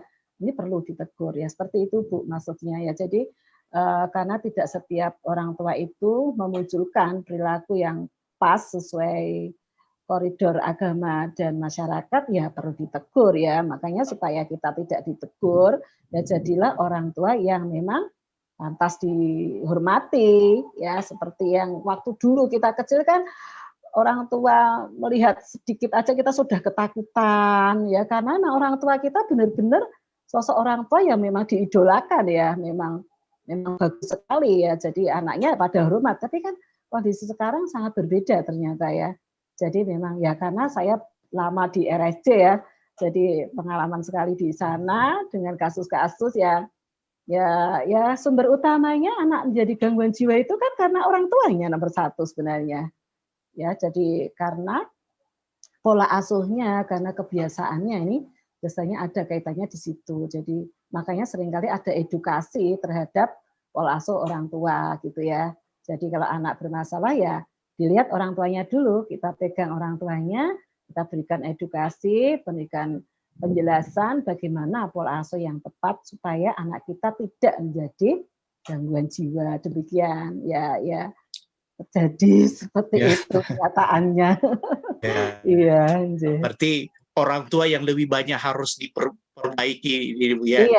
Iya betul. Kenyataan seperti itu Pak Yaman. Iya, sumbernya orang tua dulu ya. Jadi anak bermasalah itu ya bukan anaknya dulu yang disalahin, tapi orang tuanya itu sudah tepat belum sih pola asuhnya demikian. Dan contoh kasus tadi kan juga sama. Anak yang langsung megang HP dengan video pornografi, orang tuanya langsung marah-marah. Kenapa marah-marah? Yang dulu beliin HP itu ya siapa? Yang membolehkan main HP itu ya siapa? Kan ya orang tua dulu.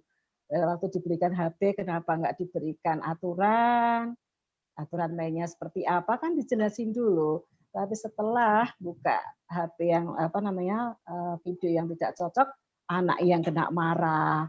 Nah setelah ke klinik psikologi yang diberikan edukasi bukan anaknya kan harapannya kan anaknya yang dapat obat oleh psikiater ternyata oleh psikiater nggak dapat obat. Disuruh berubah orang tuanya dulu. Demikian, ini contoh aja ya. Iya Bu. Oke Bu, terima kasih suatu penjelasan yang sangat luar biasa pada malam hari ini. Ibu banyak sekali. Ini sebenarnya saya yakin masih banyak yang sekali yang ingin bertanya, tapi mengingat suatu keterbatasan waktu sehingga mungkin nanti kita akan kupas lagi mungkin Bu topik yang lebih mungkin bagian dari sini yang mungkin bisa dikembangkan. Mungkin nanti ada usulan dari partisipan atau nanti saya juga berdiskusi dengan Ibu kira-kira temanya topik yang bagus apa. Kemudian ada ini mungkin pertanyaan terakhir ini dari chat. Bu, saya memiliki anak 3 dengan usia jarak yang agak dekat. Dan sejak sekolah daring karena masalah gadget, jadi malahan ketagihan untuk terus memakai gadget. Dan saat ini susah dihentikan, Bu. Tolong berikan tipsnya. Ya, bagus ya pertanyaannya ya. Sampai saya bikin buku Pak Yaman tentang gadget. Bisa beli nanti tempat saya jualan buku nih Pak Yaman. Oh. Judulnya gadget. Siapa monggo Bapak Ibu yang menghendaki nanti bisa langsung ke saya itu ya. Ya Bapak, terima kasih pertanyaannya tentang gadget ya Bapak Ibu. Ini hati-hati, memang gadget itu bisa menjadikan kecanduan atau ketagihan. Jadi yang namanya kecanduan ketagihan itu bukan hanya narkoba, tetapi juga gadget bisa ketagihan. Makanya Bu sekalian, sebelum anak mengerjakan PR lewat daring, lewat gadget, sepakati dulu di awal. Mungkin sebelum tidur, dimulai mungkin besok malam ya, karena sekarang sudah malam, dimulai besok malam, dikasih penjelasan dulu sebelum tidur, untuk besok pagi sebelum mengerjakan tugas harus bagaimana penggunaan gadget itu sebelum tidur Bapak Ibu. Ya, diberikan penjelasan. Kemudian tadi tidur belum lelap ya di sampingnya. Dikasih doanya. Contoh, Mas, besok mengerjakan PR, daring 1 jam ya. Kalau enggak 2 jam setelah daring, terus masak misalnya. Kalau enggak terus main bola atau misalnya punya ternak, kita lihat ternak misalnya. Jadi ada jedanya setelah daring menyelesaikan tugas misalnya 2 jam dengan kegiatan yang hobinya dia lakukan, aktivitas gerak yang bergerak ya Bapak Ibu. Jadi bisa main bola, bisa melipat kertas menggunting menempel, bisa melihat ikan dan sebagainya. Jadi bukan dengan tulisan lagi maksudnya, tapi dengan aktivitas yang mencipta. Supaya anak kita tidak kecanduan dengan HP. Soalnya ada yang kemarin itu telah mengerjakan daring, mainnya di YouTube, HP-nya terus gitu ya. Jadinya saat jeda tidak daring, dia bukanya YouTube. Ya ini saya sarankan setelah daring, kegiatan lainnya yang mencipta, yang melakukan aktivitas. Ya, seperti itu. Supaya anak kita tidak kecanduan dengan HP ini, dengan gadget ini. Karena namanya kecanduan gadget itu bukan hanya gamenya, tapi mungkin film-filmnya yang ada di gadget itu. Gitu. Ini yang kemarin penelitian saya, gadgetnya. Jadi ya digunakan apapun. Seperti itu. Ini Wah, kayaknya ini sangat menarik, Bu. Jadi sepertinya mungkin tema selanjutnya ini mungkin ya. Bagaimana mungkin mengatasi kecanduan gadget kepada anak. Mungkin ini nanti salah satu materinya mungkin ya. Jadi kita nanti ada waktu khusus untuk membahas itu. Baik, mungkin ada yang disampaikan oleh Pak Afi, ada Pak? Baik, Pak Yaman, selamat malam semua. Terima kasih. Ya, selamat malam Pak Afi. Kepada Ibu Sukartini yang berkenan untuk memberikan materinya yang luar biasa. Mencerahkan, memberikan pengetahuan walaupun saya sudah tua, sudah punya cucu, tetapi pengalaman Ibu Sukarsini berbeda jauh karena berpengalaman dengan orang-orang yang bermasalah juga ya. Iya, terima kasih juga. Cara penyampaian Ibu yang begitu lembut membuat kita teduh, mendengarkannya bisa lebih enak didengar dan kami mendengarkannya juga insya Allah bisa lebih mengerti dan bisa menerapkan di mana yang mesti berubah itu malahan orang tuanya ya Bu ya. Iya. Ya, dan inilah dan banyak sekali tadi materi yang kayaknya kalau dikupas lagi 2-3 jam juga ini belum tentu selesai. Ya, ini. Dan lain kali tadi Pak Yaman sampaikan bisa mengundang kembali Ibu, dan Ibu sudah berkenan, sungguh apresiasi yang sangat luar biasa, Bu. Dan Ibu seperti kita punya kredo peduli dengan tulus, Ibu sedari dulu. Makanya Ibu bisa memberikan satu konsultasi, itu kepedulian Ibu kepada masyarakat khususnya di Klaten itu sudah terbukti. Dan sekarang saya menyaksikan sendiri Ibu begitu peduli men-sharingkan apa yang Ibu tahu untuk kita semua dan bahkan bagi teman-teman, para mitra yang mempunyai anak.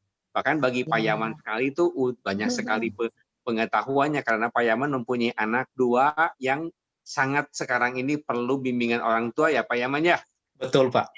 Ya baik Ibu Sukarsini, begitu apresiasi yang sangat tinggi bagi Ibu. Dan bagi kawan-kawan semua yang hadir sekarang ini, saya kembali memberitahukan kalau nanti ada lagi Ibu Sukarsini memberikan presentasi, silahkan daftar dulu, dan kalau emangnya pesertanya banyak sekali, kami akan buka untuk bisa sampai dengan 500 partisipan. Dan kalau sudah seperti begitu, kita kepedulian kita bisa lebih tersampaikan kepada lebih banyak mitra. Ya, bahkan yang bukan mitra pun bisa ikutan juga. Ya, baik Pak Yaman, terima kasih banyak. Selamat malam, terima kasih Ibu Sukarsini. Terima kasih, Pak Afi. Ya, silakan Pak Yaman. Baik, terima kasih Pak. Baik Bu, sebelum kita tutup, mungkin ada kata penutup yang disampaikan oleh Ibu atau mungkin ada kesimpulannya Bu. Silakan Bu. Ya.